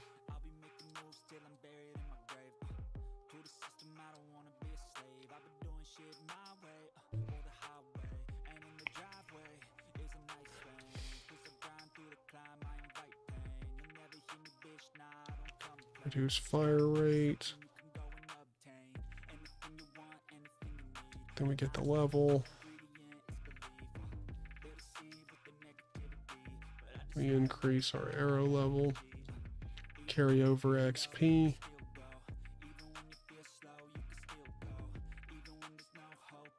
And play level up. Sound and unlock. And we call unlock.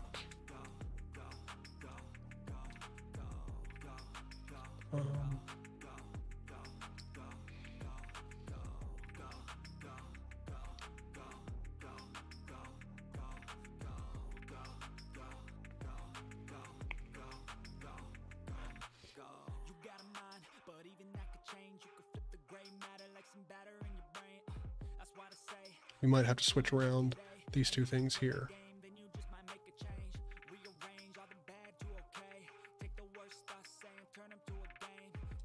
Because if our XP hits a certain level again, it's going to call it.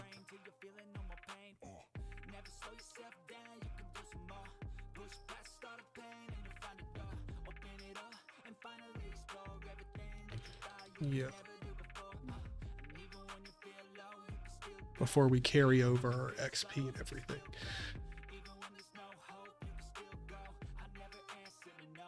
Oh, yeah.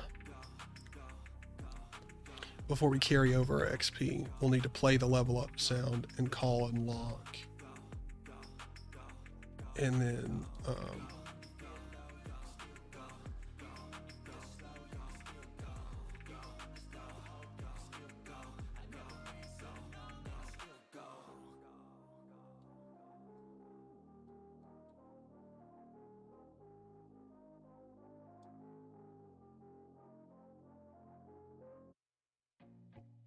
feel nauseous, believe me.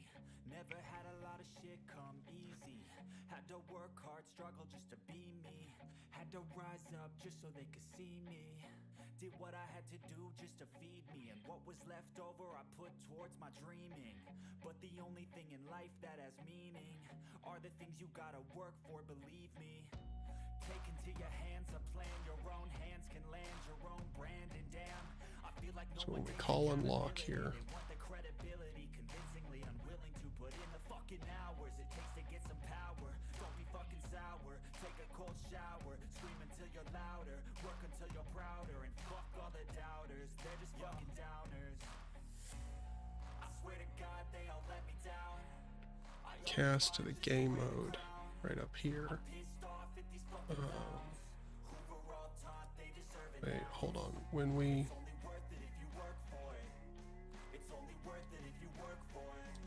game mode, yeah, so wait, hold on.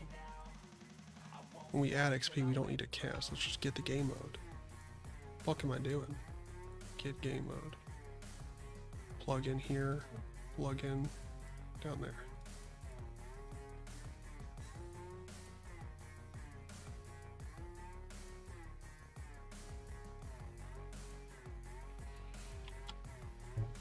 Get rid of that. Let's optimize this shit.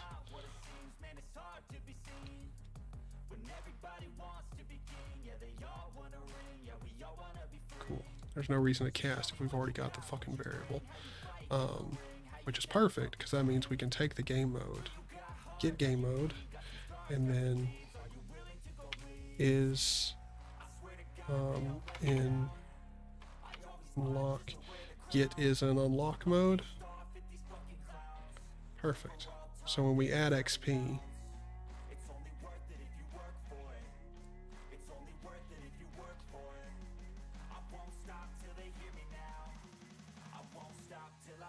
well,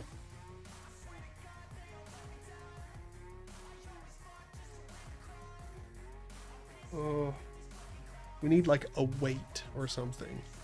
Like,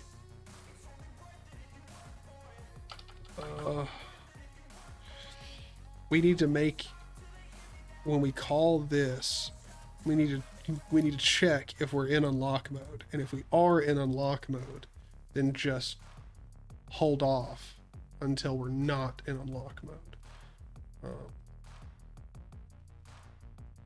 When we add XP. That way, when we're unlocking stuff, we can't get any more XP. Oh, this is, shit. Fire. Fuck. Oh, tits. Oh my god. Holy shit. Ow. That hurt. I hit my hand on the table. Ow. Andre, how's it going? How's it going? I'm gonna assume that's how you pronounce your name. It happens even in new projects without assets or any code. Yeah, well, 4 gigabytes should be enough. That should be fine. 1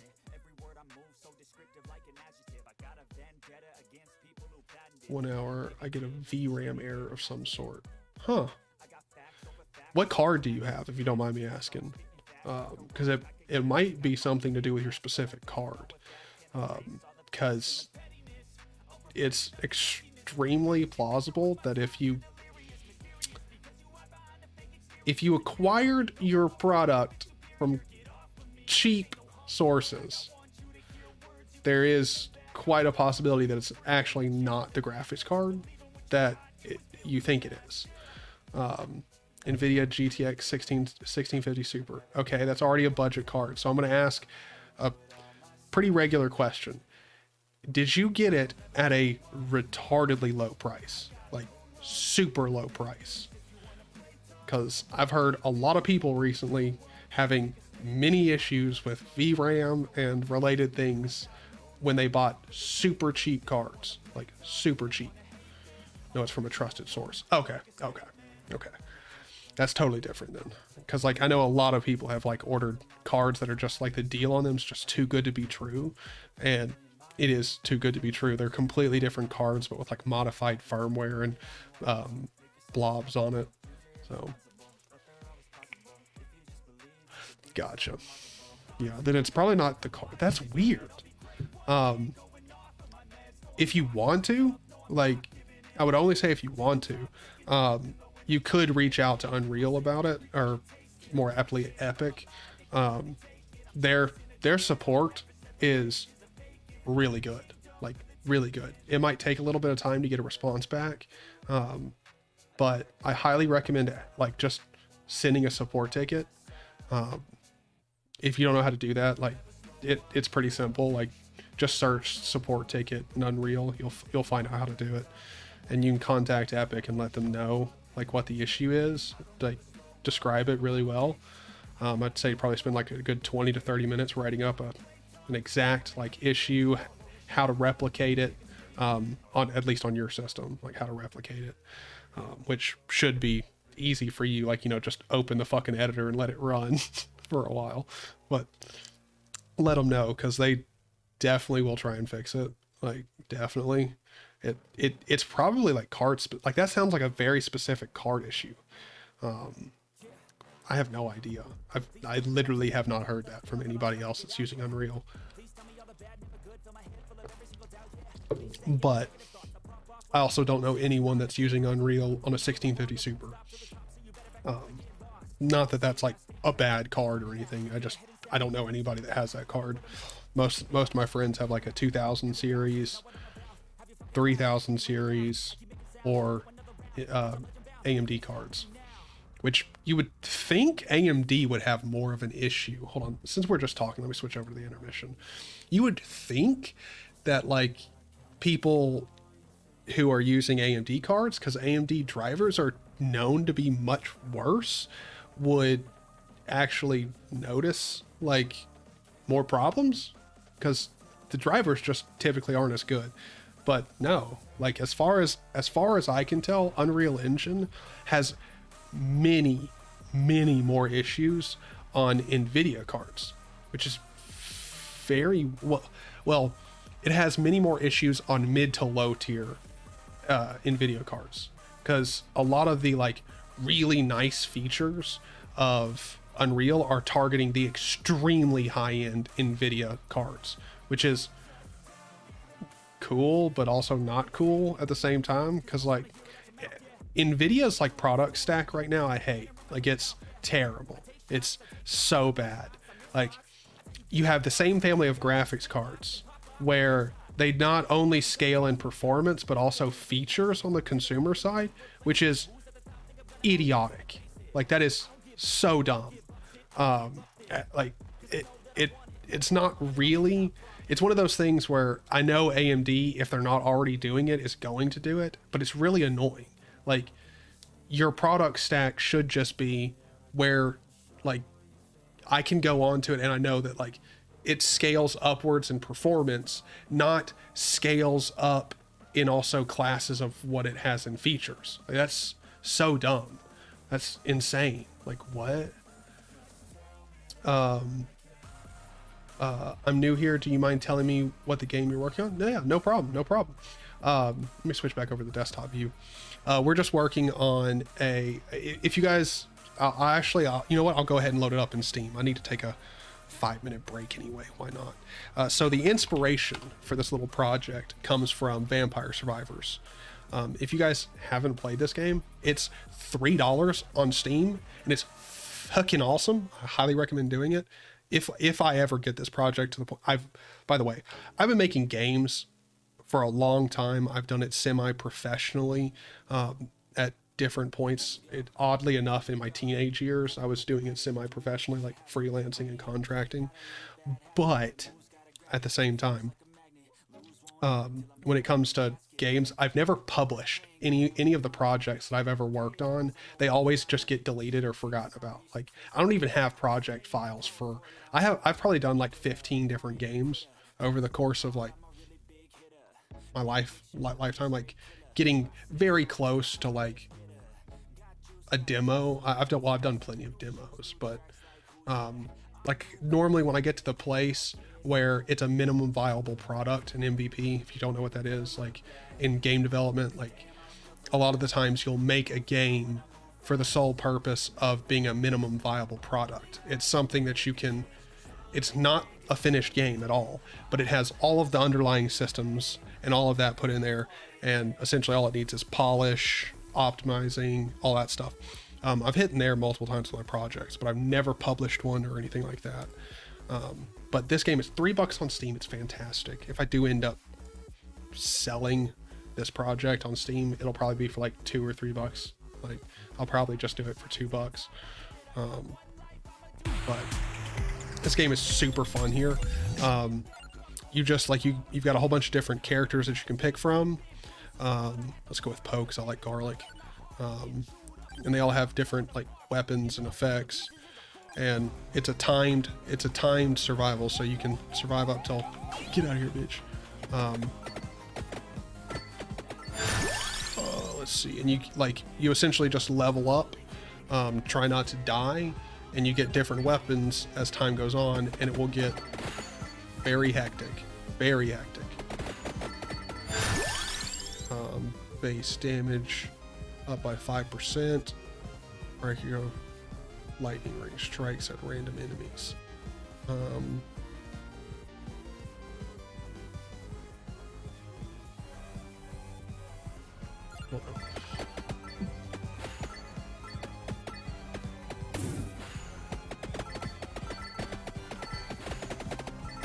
this is the game that essentially it's modeled off of.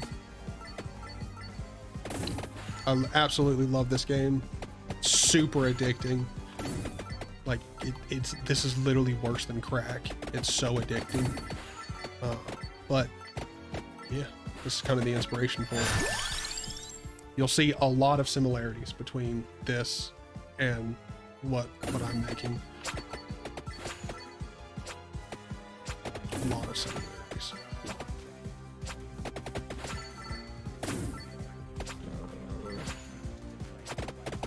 So no story, no nothing like that. Just making this in Unreal Engine with better graphics.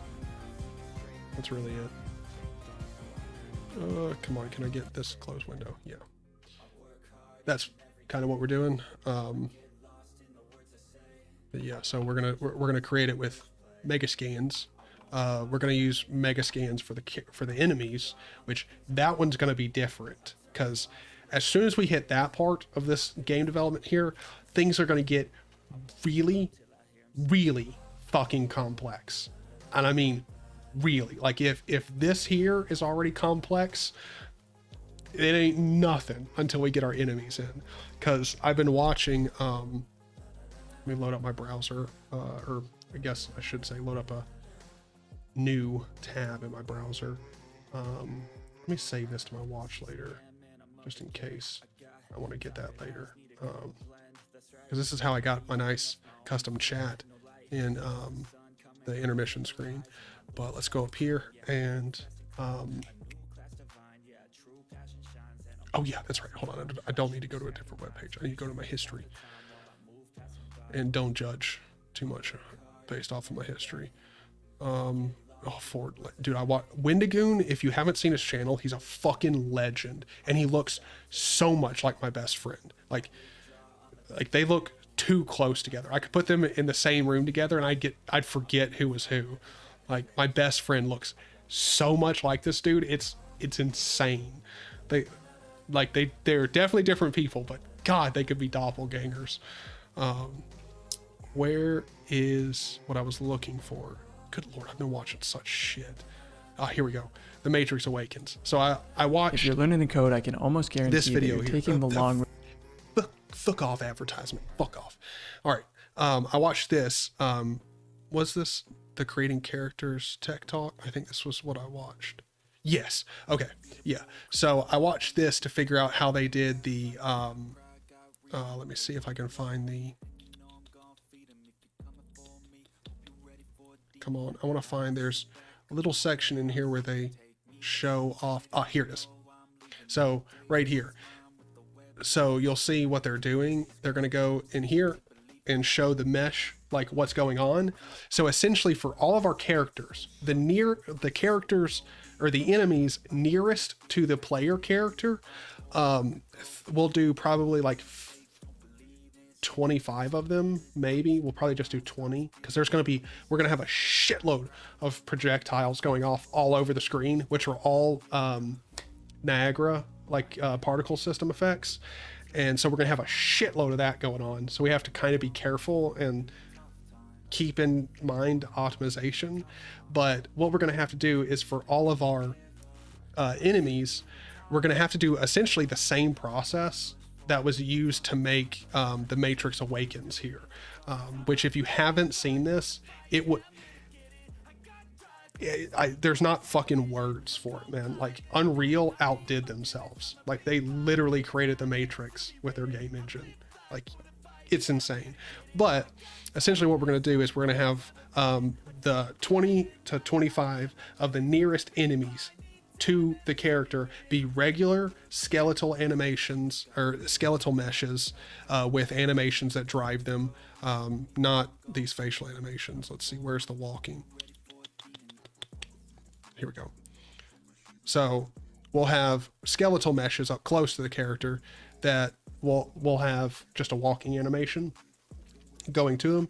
And then based off of a certain distance away from the player character, we will take those skeletal meshes and disable them and then enable static meshes that have a kind of an animation on it. It's hard to describe. Essentially you take a static mesh and then you only animate different pieces of the static mesh, and it doesn't look right really at all. Like it's not on close inspection, it won't look right, but for the enemies away from the character, it'll be fine. It'll save a shitload of performance. And that's how we will get like very realistic enemies that just walk towards you. Yeah, and it's pretty much every single enemy is just going to be that, like a just a regular looking person that tries to get to you. Yeah, and we've been working on game titles. Right now, the real promising one that me and Mintalk have been talking about, which if you don't know who Mintalk is, he's a guy over on Discord. It's fantastic, dude. Fantastic. What we've been talking about is It Follows as the name for the game. Because let me search It Follows movie. So I think it's called It. I think the movie's called It Follows. Yes, it does. If you've never seen this movie is like, it's a bad, good movie. I think that's the best way to describe it. It's a really good movie with a really good, like, a really good idea, but I think it could have been executed way better, like way better. But this movie is really good, and I think we might go with the same name for the game. Maybe, I don't know. We might just call it They Follow, something like that. I have no idea. Because in the movie, there's literally just one thing, and it just follows you nonstop. And if it gets to, it kills you. Kind of the same idea here. Ah, O'Shea, how's it going? How's it going? Simple, fun, and addictive. Yes, sir. Or simple and fun do equal addictive. It is the same person, but does not tell you. I have no idea what you mean there.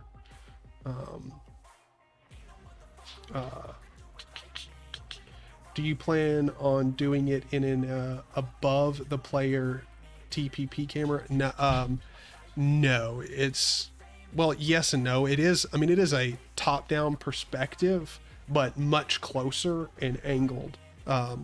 Kind of like essentially a very distant third-person character, or third-person camera view. This is our camera angle that I'm thinking we will stick with. We might pull it back a little bit, give it a little bit more room, but I kind of like this because it gives you plenty of room to see around the map, but also, like, when you're running down here, it gets a little bit tighter, and I kind of like that.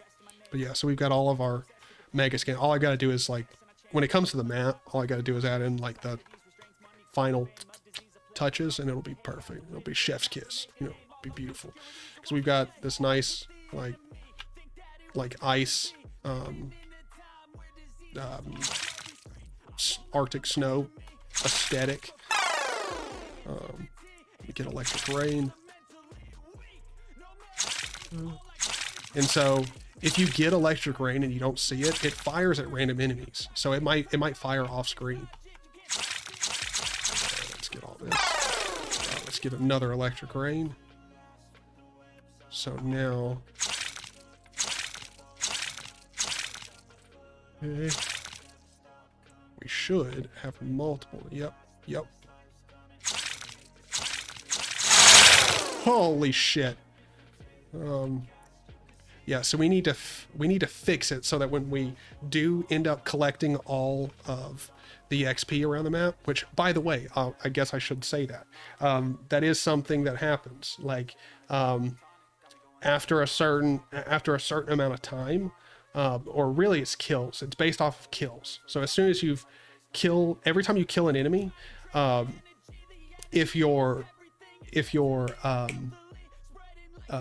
well, essentially what there is there's a maximum amount of blood gems. That's what we're calling the little white boxes that they drop that give you experience. Those are going to be blood gems.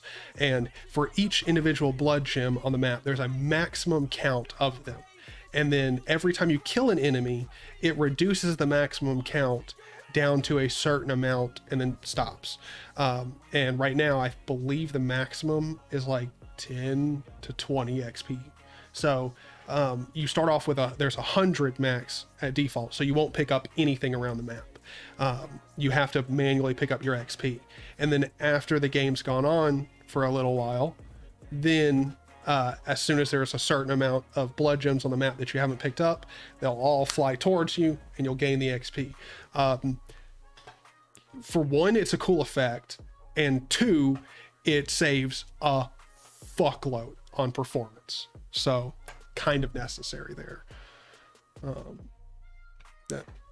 But we definitely need to fix the upgrade UI now so that we can well, get our shit. What am I trying to do? Let's see, I don't I have no idea what I'm trying to do right now. No idea.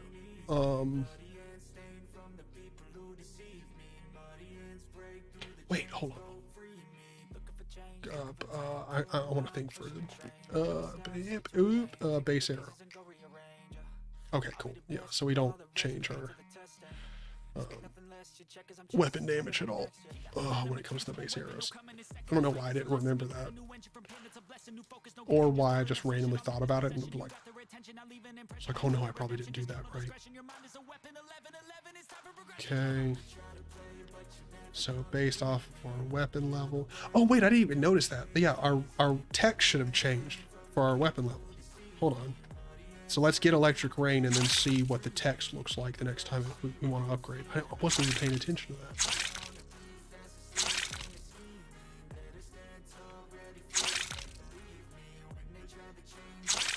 Grab that. Get out here, pussies. Get out here. Get out here, pussy. Get out here.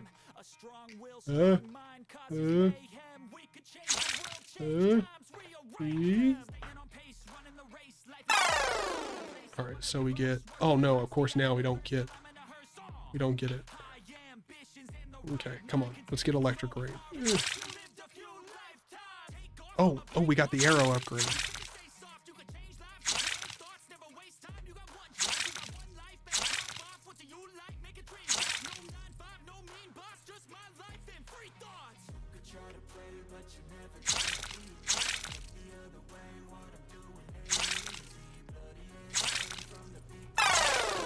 Alright.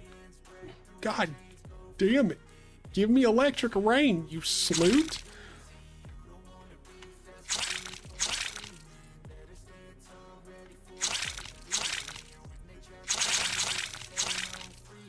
Piss off. Piss off, enemies. Oh no. Oh no. Electric Rain. Thank God. Finally. Okay, and of course, we don't get it again.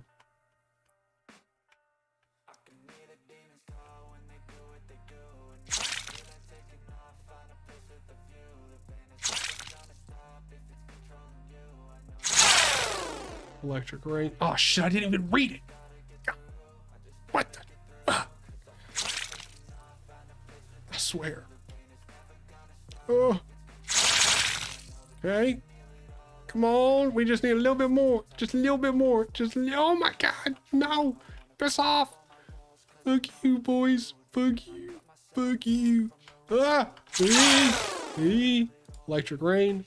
And I didn't read it again. Okay, you know what? Let's just restart. I keep not reading the text. I don't even know if it's updating. Grab that. Yes, sir. Oh,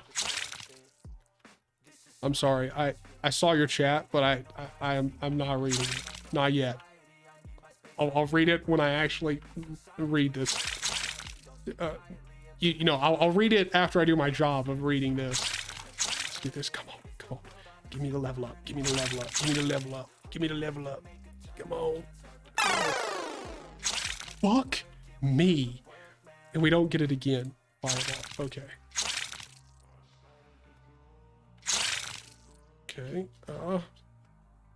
Piss off. Piss off. Ooh. Ooh. I got them moves though. Huh? No, I don't have the moves. I don't have the moves.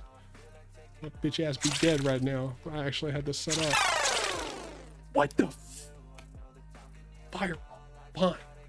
This is fucking shit. I need.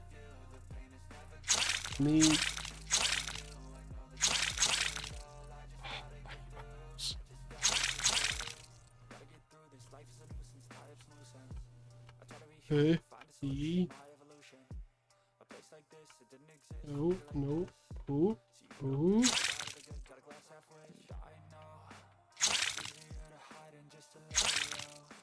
Come on, we're so close. Just give me.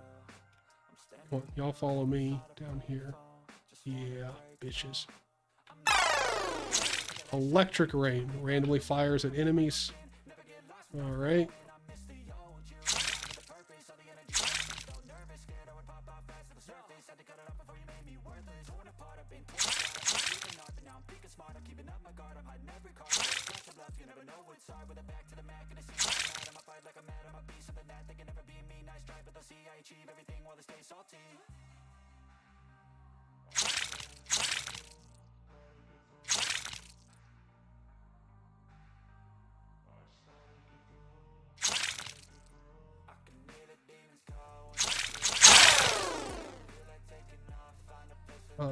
Electric rain. Oh no. It doesn't change the text. Wait, hold on. Let's see if it changes after this. Because when we first added it, it's at weapon level 0, which I don't think we changed the text for that one. I think we'll have to fix that. Oh, we're so close. Come on. Come on. Get this. I could have just, you know, increased the XP amount and made this much faster. But electric rain randomly fires at enemies. Nope. Doesn't take it. Or it doesn't update. Why?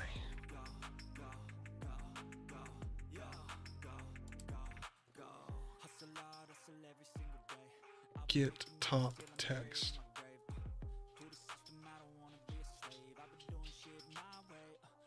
Oh, get top description. There we go. Description. Yeah.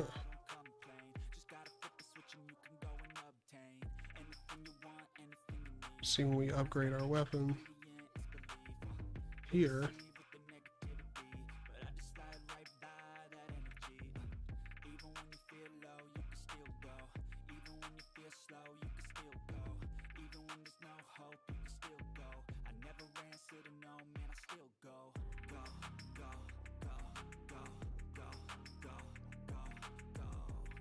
Here.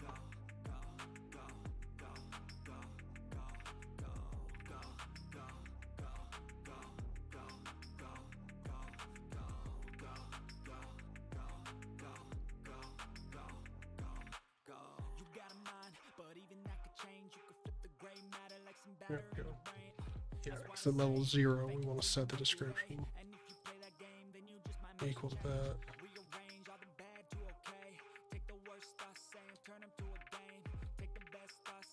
Oh, when we upgrade our level stats, we are setting it. Well, no. Ooh.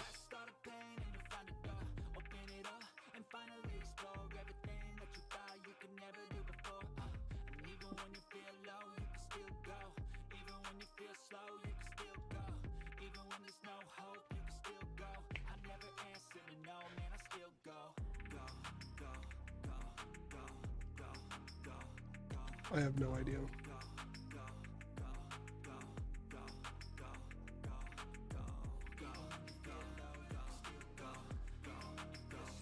Oh,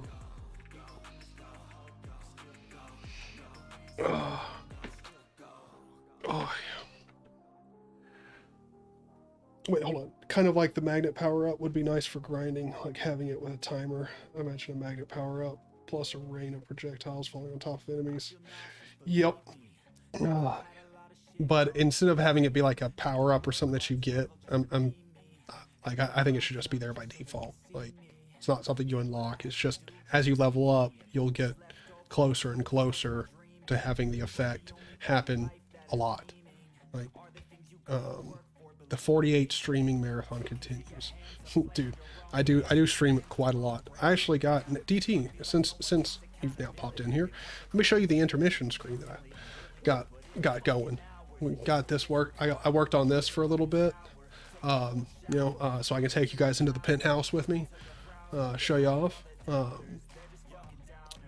Are you the guy who's on DistroTube sometimes. Maybe. I don't know. I mean, I watch DT's videos. Yeah. I've had DT on my channel. I don't think I've ever done anything on, like, with DT on his channel. I don't think so. I don't think so. I mean, come on. Like, come on. My degenerate ass should stay here on my own channel, you know? I shouldn't be causing issues and mucking up, you know, somebody else's channel with my presence. Unless it's Matt. Then yes. Then yes. I will always be the one in Matt's. If you don't know who Matt is, that's the Linux cast. I'll always be on there, mainly just so Matt has someone to shit on for using Windows every single podcast. Even when I'm not using Windows, he shits on me for using Windows on a Linux podcast. You know, it's pretty fair. Zenny has more common sense. He runs a stable OS. I don't know about stable, but it's reliable now. Just wait till I have my first blue screen, then I'll flip shit and I'll just be done with it. He probably saw us on a 0AD stream. Oh, that's true. Yeah, definitely seen us there. We like that 0AD.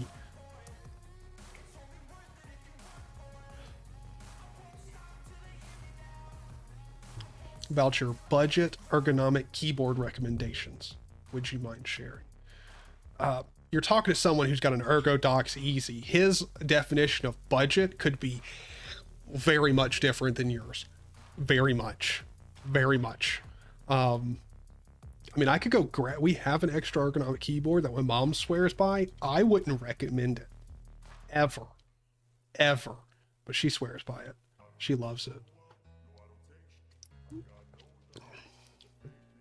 Never bought a budget. See, there we go. All right, there we go. Yeah, they're not budget. They're not. Actually, you know what? Just to show how much they're not budget, let me go ahead and go over here and go ahead and open up a new tab or a new window. Let's search the you still got the Easy, right? You what, right, Derek? You didn't get the Moonlander, right? Yeah, you got yeah, I don't think you got the ErgoDox Easy. I don't think so. He's got the let's see. ErgoDox Easy. Let's go to buy now. Let's see how ridiculous this is.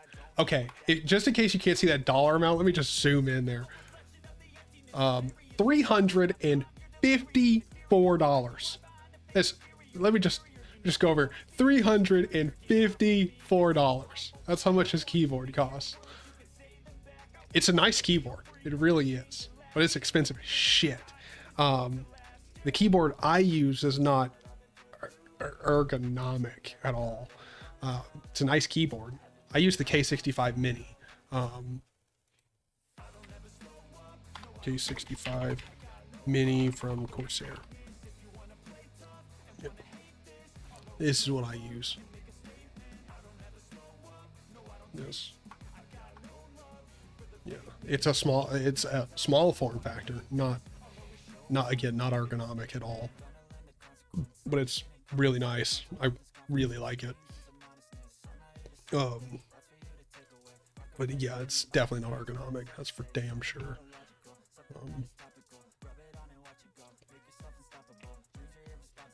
What the fuck? You own? You and fucking Matt are on a whole nother level than I am. What the fuck? Hold on, let's do the math. DT.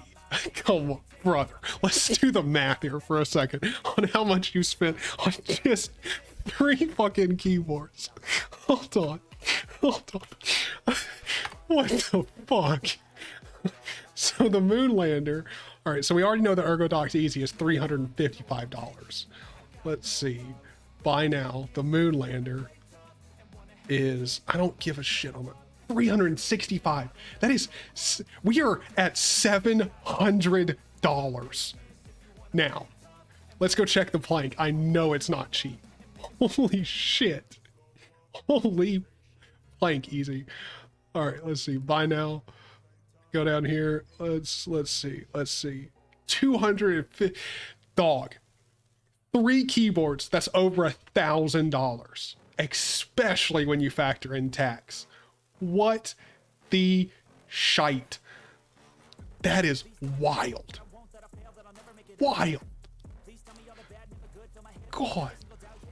Yeah, the CEO loves you. Like, good Lord, I bet you get personal love letters. Wow.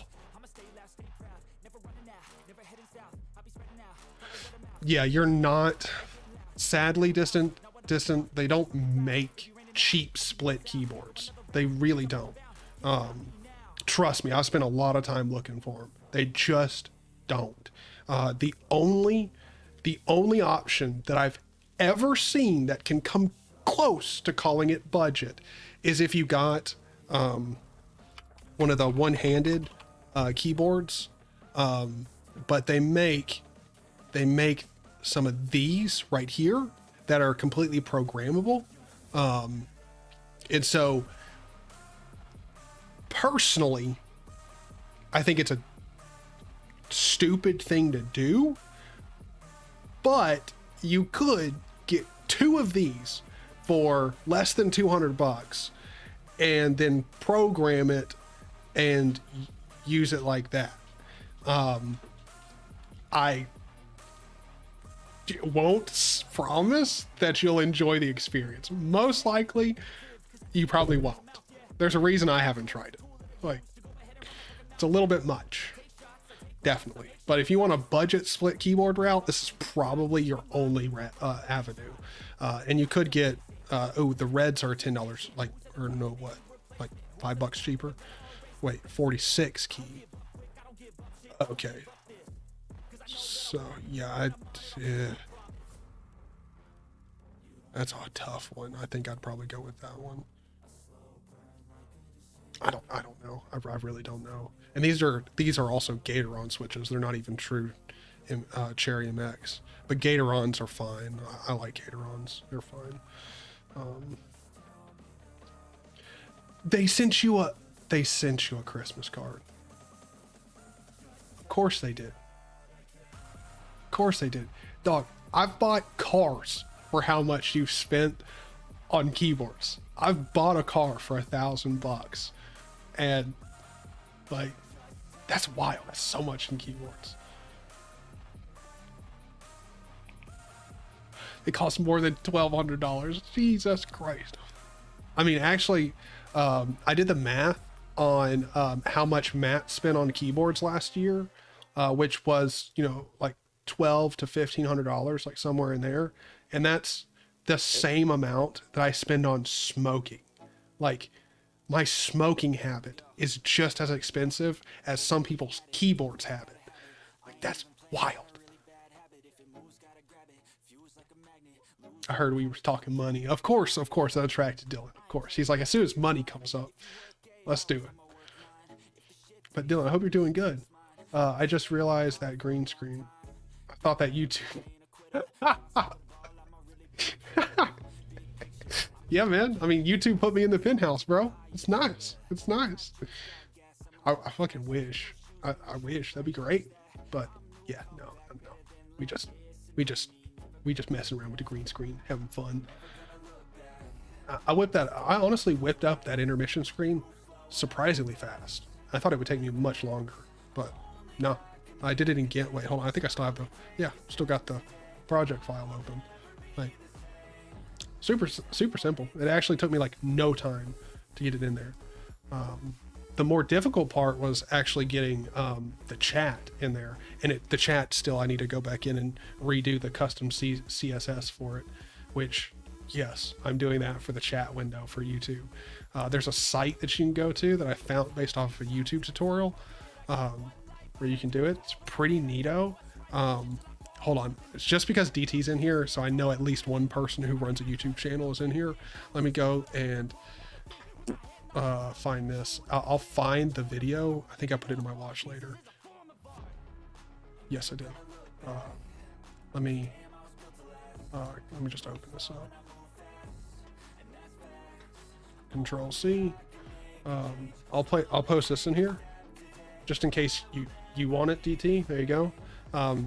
In the description down here, he's got this nice little custom chat generator, and you go here, and you can just change out all the different values, and then you just copy the custom CSS down here, and paste that into your browser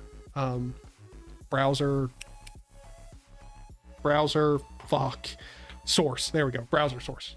Like, it has an option for like CSS and shit. You just slap that in there, and there you go. Got a nice custom like chat widget thing. Nice. I like it. Yeah.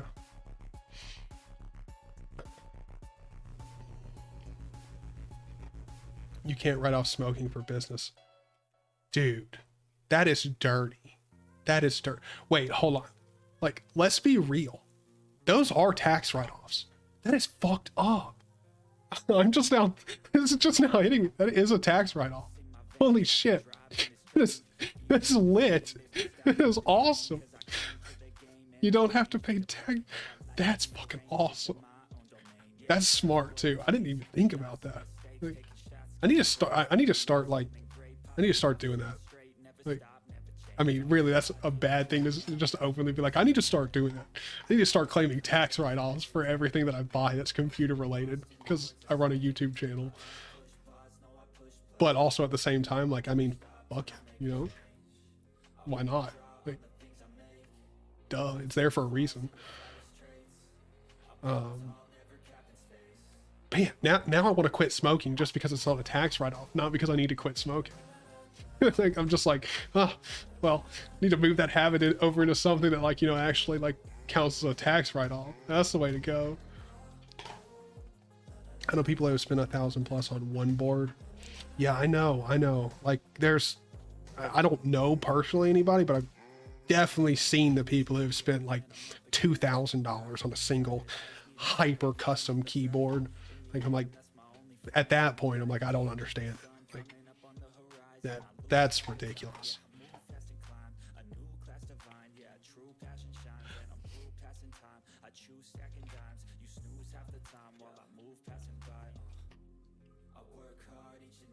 Yeah, but like, essentially, like, when you're spending that kind of money, Dylan, on like GPU parts, like, let's be honest, just tax write-off. Like, that's it. Like, you got to create a business just so it can be a tax write-off. Actually, hold on, DT, like, let's talk shop here for just a second, because I do want to ask you something. When it comes to your YouTube channel, have you created, like, are you actually a business? Like, have you done a sole proprietorship? Or I highly doubt you would do an LLC, but you might. I don't know. They're the same, like, as far as I know, at least in my state, getting it done is the same price. So that was going to be my question is, are you a sole proprietorship legally?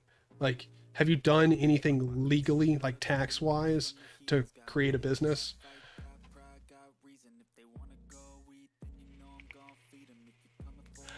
Cameras, mics, mics, keyboards, coffee. Yeah, I definitely need to do that. I need to start doing that. But I haven't been doing it mainly because I was pretty sure, legally speaking, I had to be a sole proprietorship, and it had to be like an actual, like, reported business, for me to do a tax write-off.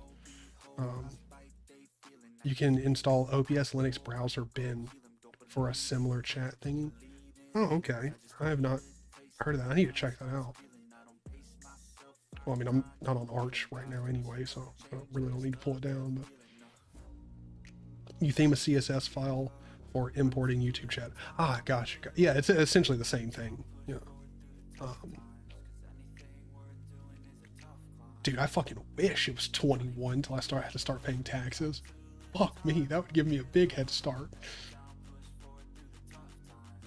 I've not set up a sole proprietor or LLC. I need to, mainly because I need to start paying in taxes on a quarterly basis. Yeah, yes. Yes, it does. It does.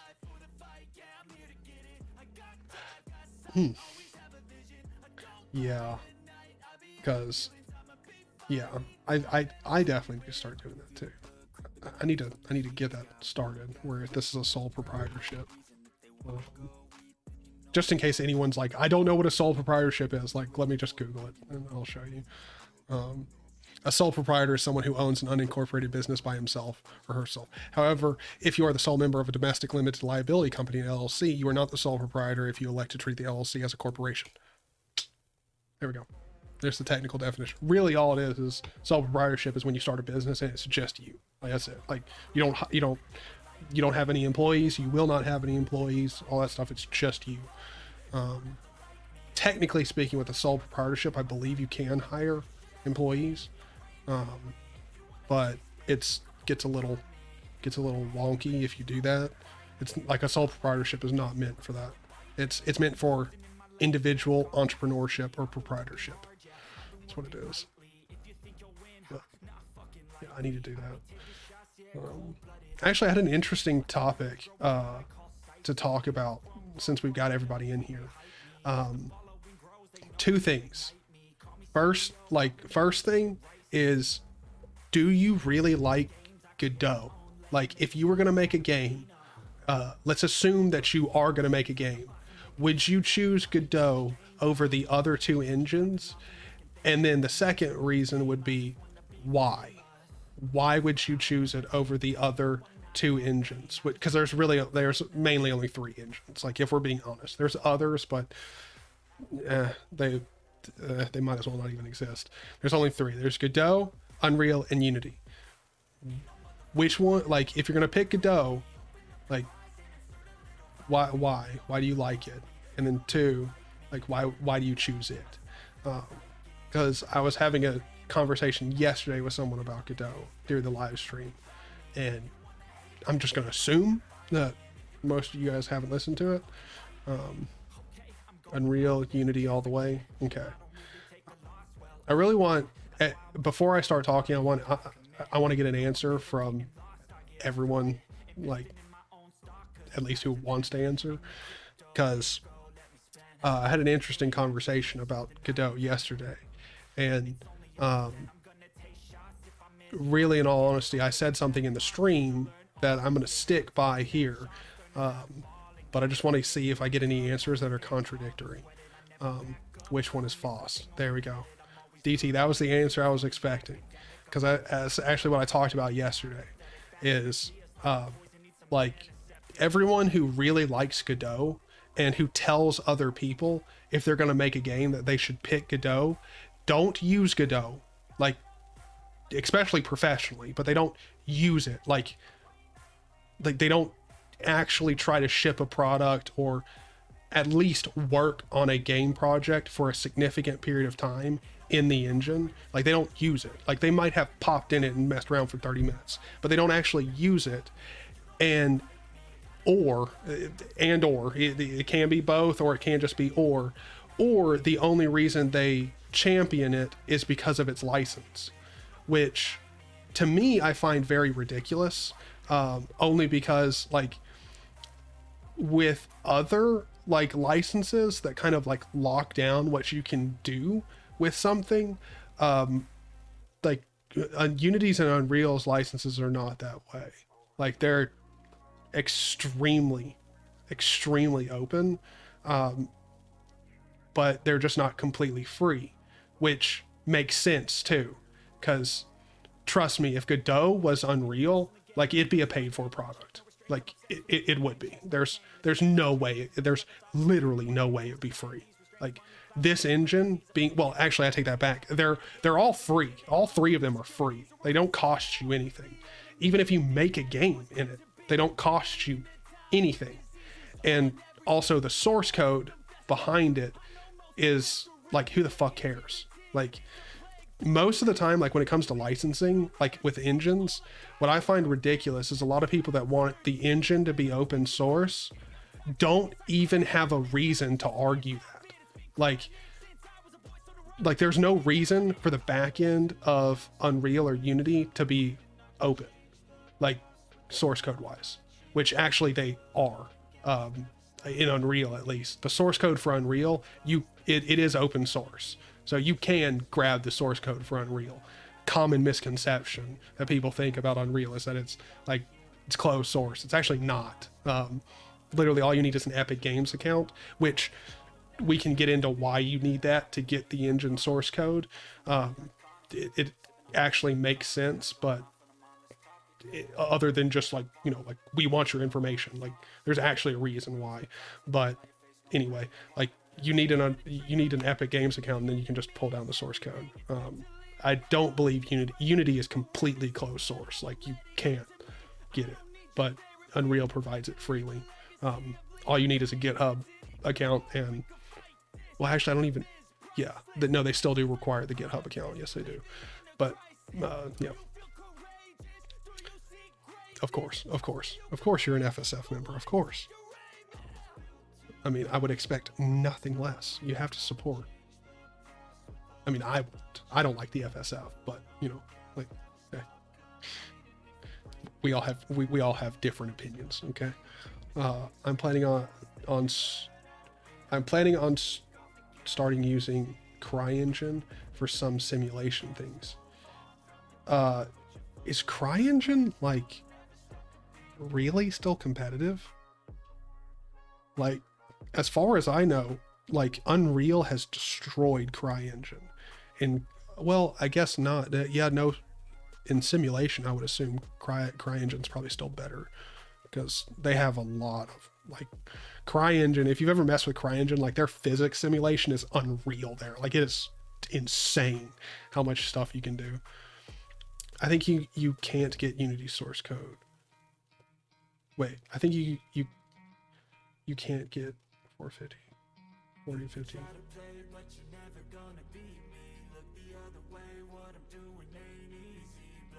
Holy shit! So you can get it $40,000 or $50,000. Yeah, that's a bit much. But also at the same time, like if we're talking about like if you need to edit the base engine itself to accomplish your task, like at that point you're probably choosing Unreal anyway, like most likely. The old Doom and Quake engines are open source. Oh no, they're not a bit retro. Like see, this is the thing that like pisses me off with people who champion Godot, is like they don't understand how far behind Godot and those other open source game engines are. Like they are so far behind.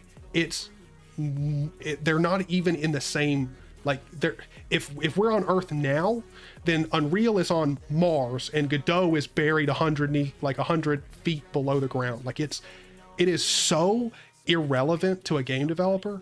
Like here's the thing, so me being one person, I have a limited amount of time, or not really limited, but I want to make a game, and so that means I want to get the game done as fast as possible.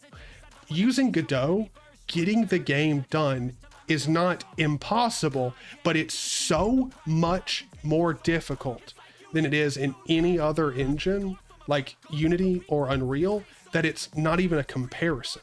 A good example is like for 3D models, there's what's called a rig. So you have like bone, like I can go in here, like where's my main character?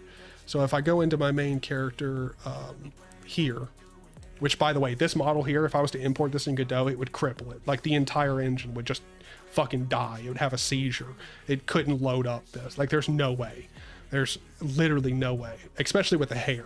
I mean, maybe if I modified the model a whole bunch, we could get it into Godot without crippling the engine, but probably not. And it's also its rendering engine is shit compared to Unreal. I mean, Godot 4 is probably different. It's probably much more optimized, but still, it's nowhere near there. Like it's not even comparable. But if we take our mesh here and go into my mesh, so we have our skeleton, and this is our rig. This is a massive rig here. So with rigs and everything, what you use is typically like when you want to, and a lot of the times when you're making games, like you'll use inverse kinematics. If you don't know what that is, inverse kinematics is essentially like you take two, like you have a length of bones. So you have different bones, and then it does a math link in between the bone points. I guess I should put my hands up here. And like you have like two bones here with a joint in the middle, and like goes through the middle, and then you have a target. And the inverse kinematics takes the bone chain and will dynamically move it like up and down. Like, so if this is your leg, and the bottom of my hand is the target, like as the target moves, it would move these up and down, like so. Now, inverse kinematics is used everywhere in games, everywhere. It is it's necessary to making a 3D game. It just is, and for a lot of things. Or if it's not necessary, it makes your life 10,000 fucking times different, or more difficult, because you have to, if you're not using inverse kinematics, then you actually have to make the specific detailed animation for what you're doing, and instead of just having math magically take care of it for you. Inverse kinematics for 3D models in Godot might as well not even be a thing.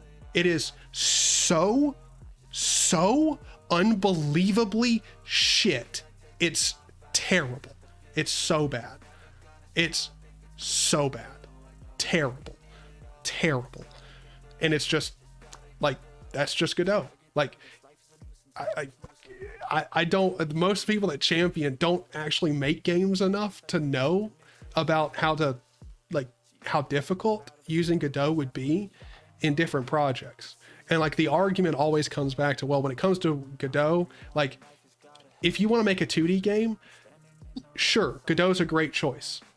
Like really, in all honesty, Godot is only a great choice if you care about licensing. If you don't give a shit about licensing because it won't affect you, then it doesn't matter. Because Unity's free too, like completely free, like completely free. You can get it, do it. If you make $100,000 with either Unity or Unreal, you got to pay $5,000 over that. That's pretty fucking fair. Like, let's be honest. 5% after $100,000, kind of fair, you know, to the engine that made it really easy and possible to do it. It's a free fucking fair license if you ask me. And Godot, you just don't have to pay anything, which is great, except the task of making a game is much more difficult because they're not as developed as, well, the shit that has money behind it, obviously. Like, but whatever. Like, if you want to use Godot, like, go for it. But it's probably going to be more difficult even with a basic 2D game, because even the lighting engine in Unity is better, like leagues better than Godot.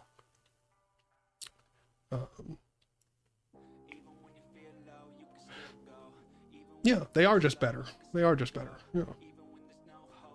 Does Unreal / Unity let me use Haskell? No, but neither does Godot. Like, no engine lets you, as far as I know, no game engine lets you use Haskell. The fuck are you gonna do with Haskell? Come on now. Like, what? Well, also, Haskell is not a game development engine anyway. Or, it's not a multi-use language. Like, you don't really, there's not functions or methods for some things that you need in the language. Or, I wouldn't say need, but, you know, make life simpler. That's the reason why Godot is not just using straight up Python. They're using GD script or C#. Makes sense. Only C++ / C#. Wait, for what? Oh, Unreal? Well, Unreal also has Blueprints, so you don't have to use C++. And Blueprints is just as good as C++. It's just completely different. I've talked with Red on the channel about this, but there used to be a big difference in performance between Blueprints and raw C++, but nowadays there's really not. Like, technically speaking, in some use cases, yeah, there's a difference, but typically no. Because with most things, like Blueprints actually compiles down into C++. So they're the same thing. C# is Microsoft cancer. No, it's not. Like, I'll just go ahead and tell you, no, it's not. It's not. That's probably one of the decent things that Microsoft's done is C#. It's actually really good. If you're talking to somebody that's used C# in a semi-professional way for years, trust me, it's pretty good. It's fine. I mean, I'm really not going to make an argument over it's better than some other programming language. Like, who cares? It's the same shit. Like, it's just C# is really great for pretty much game development. Like, yeah, like you can use C# in other places and it not just be fine, it'd be great. But for me, like C# is really nice in game development. It's really nice. It's really nice. I don't prefer it. I don't prefer it to Blueprints, but it is really nice. Like, C# definitely is a nice language.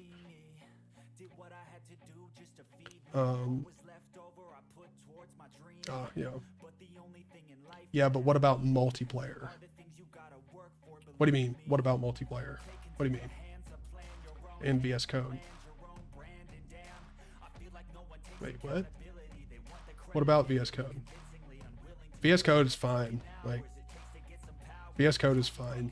It's just, if you've got like a big fucking project, like a massive fucking project, then it can be a problem. Because VS Code is not lightning fast. But for most tasks, it's fine. It's not slow, that's for sure. Oh, Mintalk. Welcome. Welcome, welcome. Oh, yeah, yeah. VS Code is probably one of the best uses of Electron I've ever seen. Like, for sure.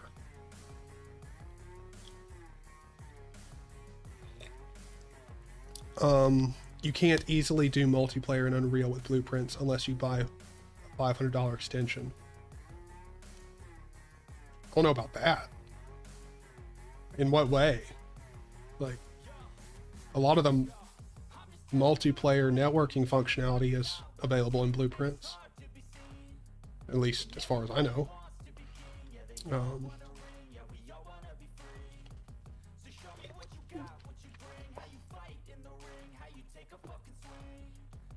Them and Git to be a great dev. Depends on what type of development you're doing. I mean, if you're doing game development, if that's all you got, you're fucked. You're not doing shit. Unless the game that you want to make is in Vim. Then yeah, you good.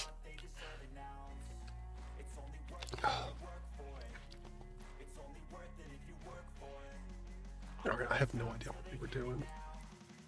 Oh wait, what time is it? It's almost 7. Holy shit. Have I been... Oh, I've been streaming for almost 3 hours. Shit. Well, you know what? At this point, we got a bit done. Not a bit done. We got actually quite a bit done. But I'll go ahead and file, save all. Go ahead and compile this. I'll just minimize that for right now. I will bring up the intermission screen, and then we'll just spend the last like 10 minutes just talking. Why not? Why not? Let me take, oh no, I don't want to do that. Yeah, baby. Go right there. Yeah. Let's see. I'm probably a bit behind then. Probably, because there's like this was what I was talking with Red about, because he used Unreal like 10 years ago, and he was trying to argue with me about like the differences between Blueprints and C++, and I'm like, I kept having to tell him, like, dude, like, they've completely changed. Like, Blueprints 10 years ago is nothing like it is now. Like, they have a rapid development cycle with Blueprints. There's a lot of stuff that's in Blueprints that wasn't there 6 months ago, much less 10 years ago. But yeah, as far as I know, most things you can do in Blueprints with networking, at least now, especially with Unreal Engine 5. Like, there's a lot a lot more that you can do. But also I will go ahead and say that's like, it comes with a caveat of, still, I know for a lot of multiplayer games, they still use C++. Like, even using Unreal, like, it's still pretty popular to fall back to C++. Is this GPL'd? GPL'd. Like, the live stream? Definitely not. 100% not. The engine? Definitely not. Most engines for that matter. I don't even think, oh wait, hold on. Let me check Godot, because I don't even think Godot's license is GPL. I think they're MIT licensed. Pretty sure. Oh, let's see. Godot license. Yep, MIT. Yep, they're under the MIT license. Yep, that's it. Hold on, let me zoom in. Right there, MIT license. Yep. I mean, there's really, in all honesty, like, finding a GPL game engine that's not utter fucking trash is impossible. Like, there's no such thing. There's literally none. But especially with like Unreal, like, the thing is like,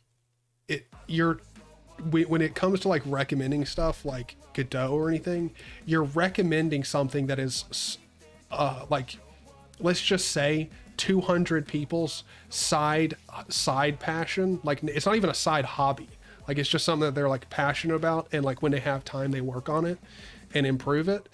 And then you're trying to compare it to game engines that for a single solo developer like me are completely free, the same as it. The only difference is licensing it. Like, that's it. Licensing is the only difference. And really, in all honesty, like, I'd have to be fucking retarded to choose Godot. Like, I really would. Like, why? Why would I choose Godot? Like, literally the only reason would be is if I'm dumb enough to go, well, the license is the most important part in making a game. Like, what? Like, huh? Like, let me go ahead and break it down for you. Have you ever once been playing it? Well, maybe DT has, but I'm going to assume most people have never bought a game based off of the engine it was made with license. Like, never. No one gives a shit. Like, just make the game. And if making the game is going to be more difficult with something that's free, like, by free I mean FOSS, then, like, why would you pick it? Like, why? Because, I mean, all three of them work on Linux. All three of them. Unreal Engine 5 is broken in some ways. It still works. You can do most stuff in it, but it's a little broken. But Unreal Engine 5 is bleeding edge Unreal. Like, they still have 4.2 something or whatever, and that's on Linux, and it works just fine. Like, it's fine. There's no problems with it. Same with Unity, same with Godot. They all work everywhere. So, like, why? Like, why would you pick it based off of the license? No one cares. Like, who cares? And Godot is trying to compete with Unreal, which has like Fortnite.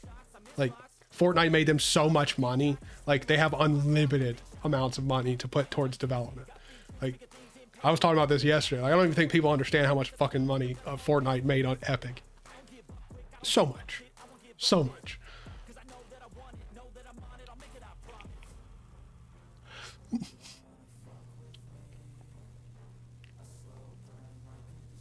Relicense as proprietary, but even if you're not trying to relicense it, it doesn't really make sense. Like, because, like, even there's so many problems with a GPL. Because, like, let's say there's a game that I want to make a mod for, and I want to charge for the mod. If it's under GPL, shit. Like, there's a lot of problems. With it. Also, if you make a game and you license it under GPL, then you have to provide the source code for the entire game, which means you can't, like, you really can't sell a game. Like, you really can't.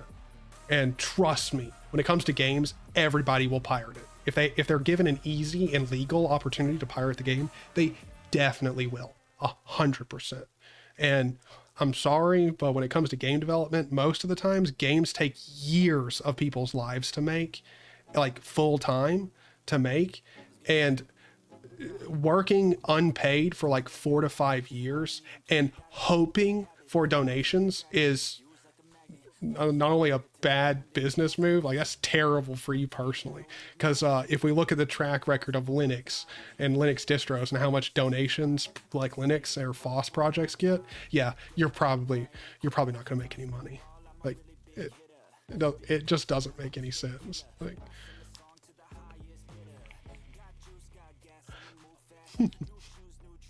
I actually bought a game a couple weeks ago because I thought it was FOSS, but realized it was proprietary after I bought it.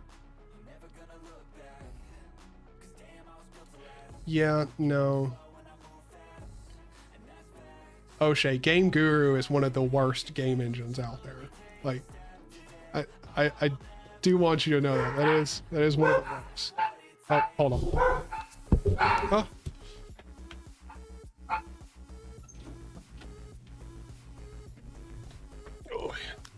Dogs wanted to start barking. I think my sister's home. But yeah, O'Shea, Game Guru is not a good engine. It's heavily unoptimized.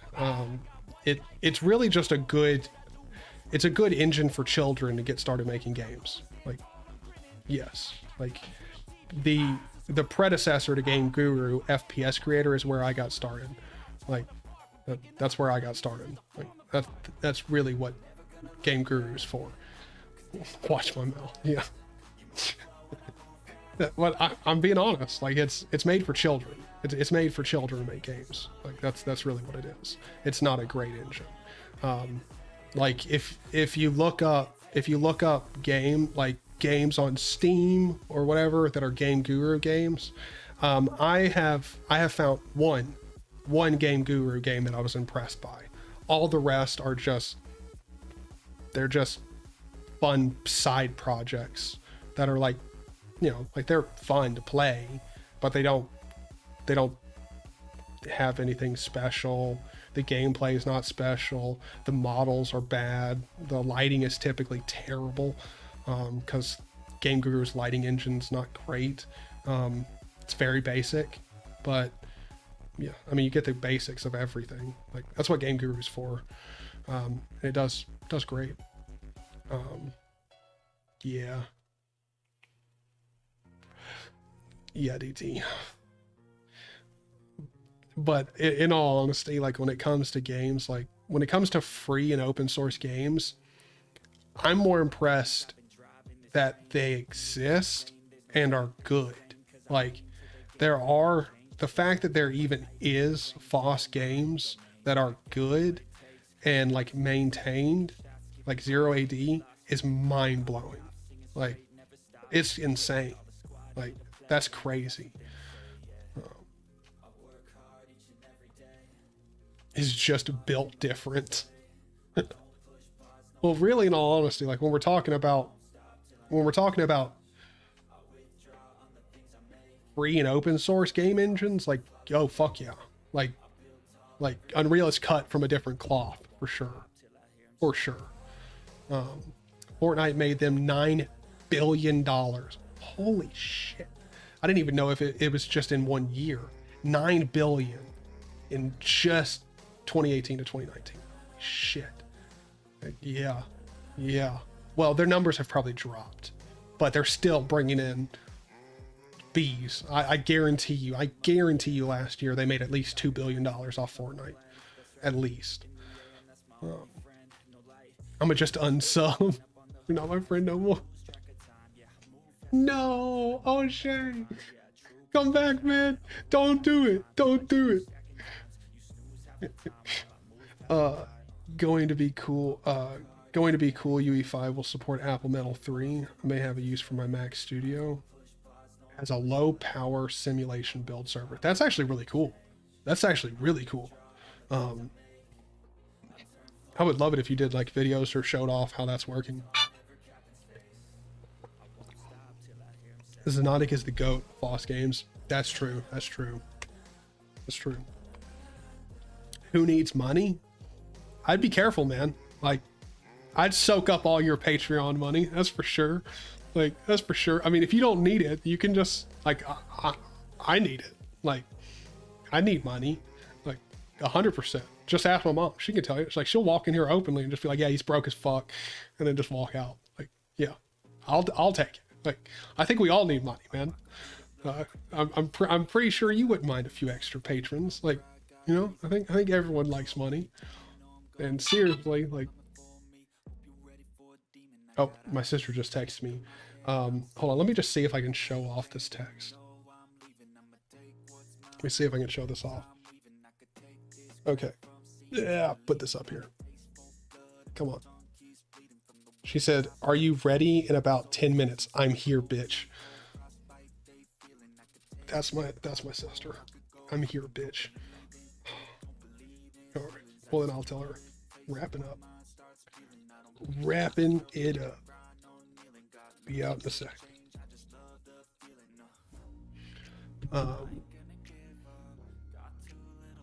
You just mad at my Game Guru game made you rage quit. It did not make me cry, but it definitely made me rage quit. That is 100% true. That is so true. That is one of the most aggravating games I've ever played. And it's designed that way. Like, it is designed to make you fucking bitch out. Like, this is ridiculous.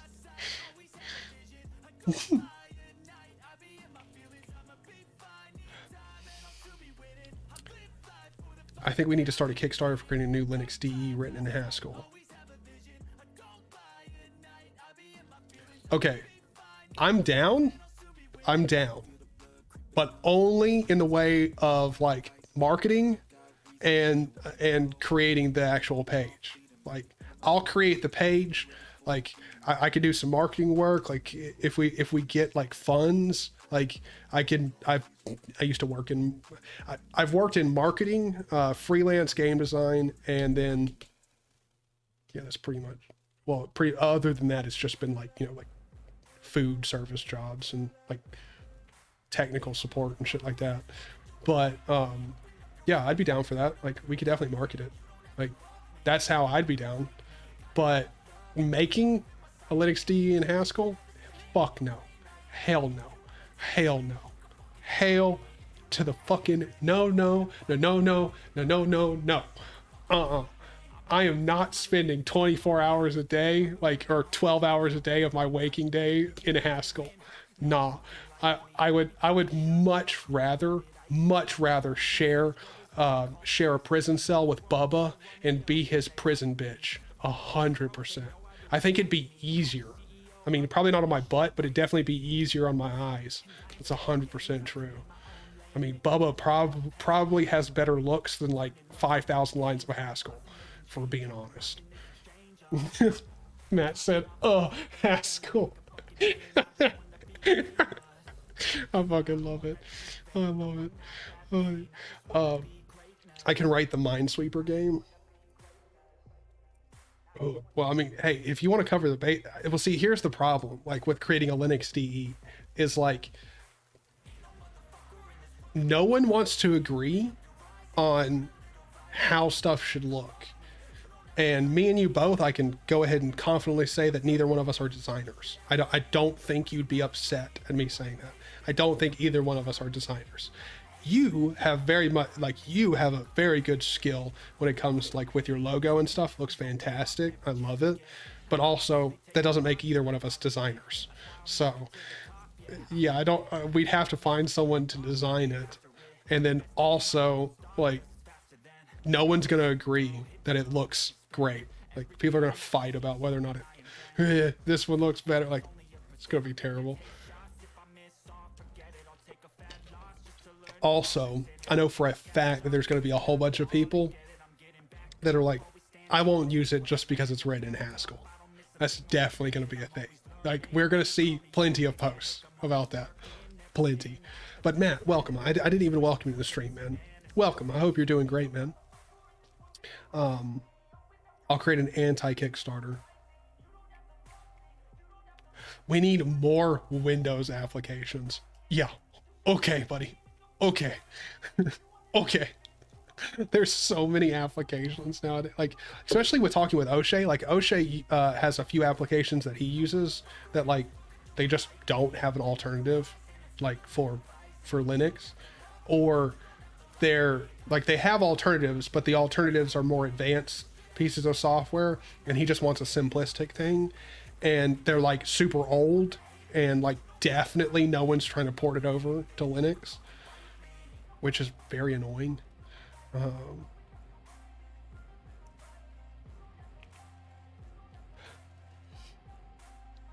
Actually, you know what? I don't know. Matt may be able to draw. Matt may be able to draw. We need to get Matt on the case. Yeah, just get Matt on the case. We'll take care of it for us.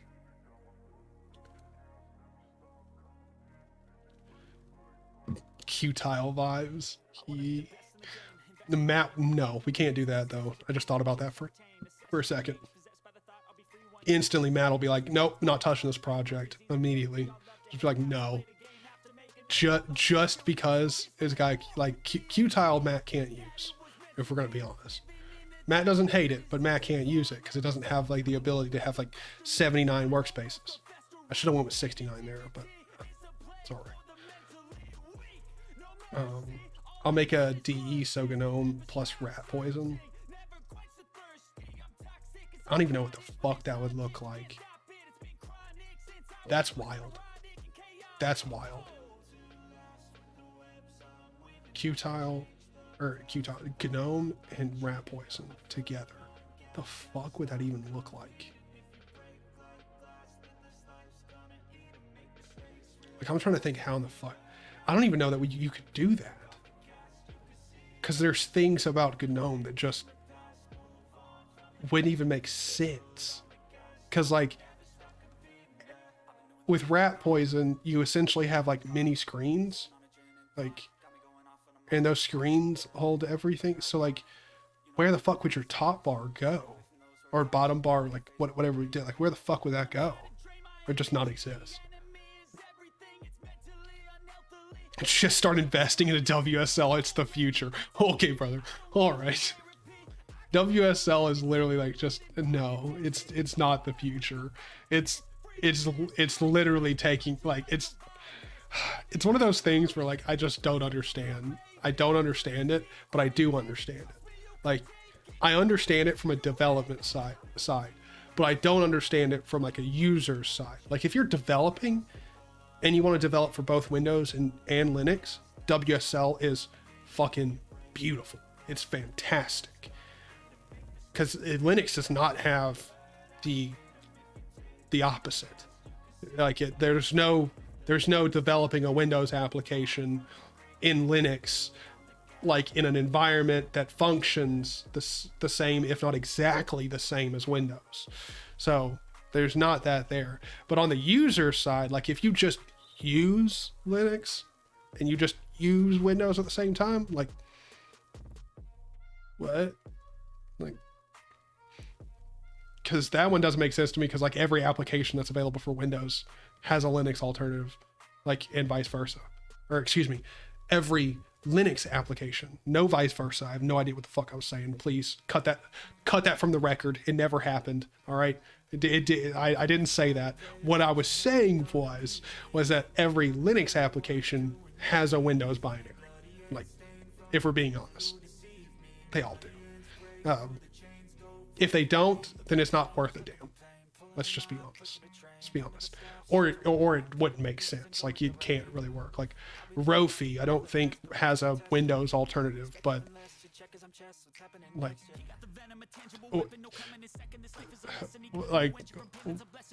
what? Like, why would you even have that? Because you're just not like you're gonna get rid of the like Windows Start and everything. All right. Well, I gotta go, boys. So I'll see everybody later. I gotta head on out of here. It's been a fantastic stream. You guys have been great to talk to. It's just been a lot of fun. We've got a lot of game development done, and hopefully tomorrow we'll pick up at the same place and continue it onwards. Also, hopefully I'll get a video done and posted today or tomorrow, but probably not. All right, bye boys. See you guys.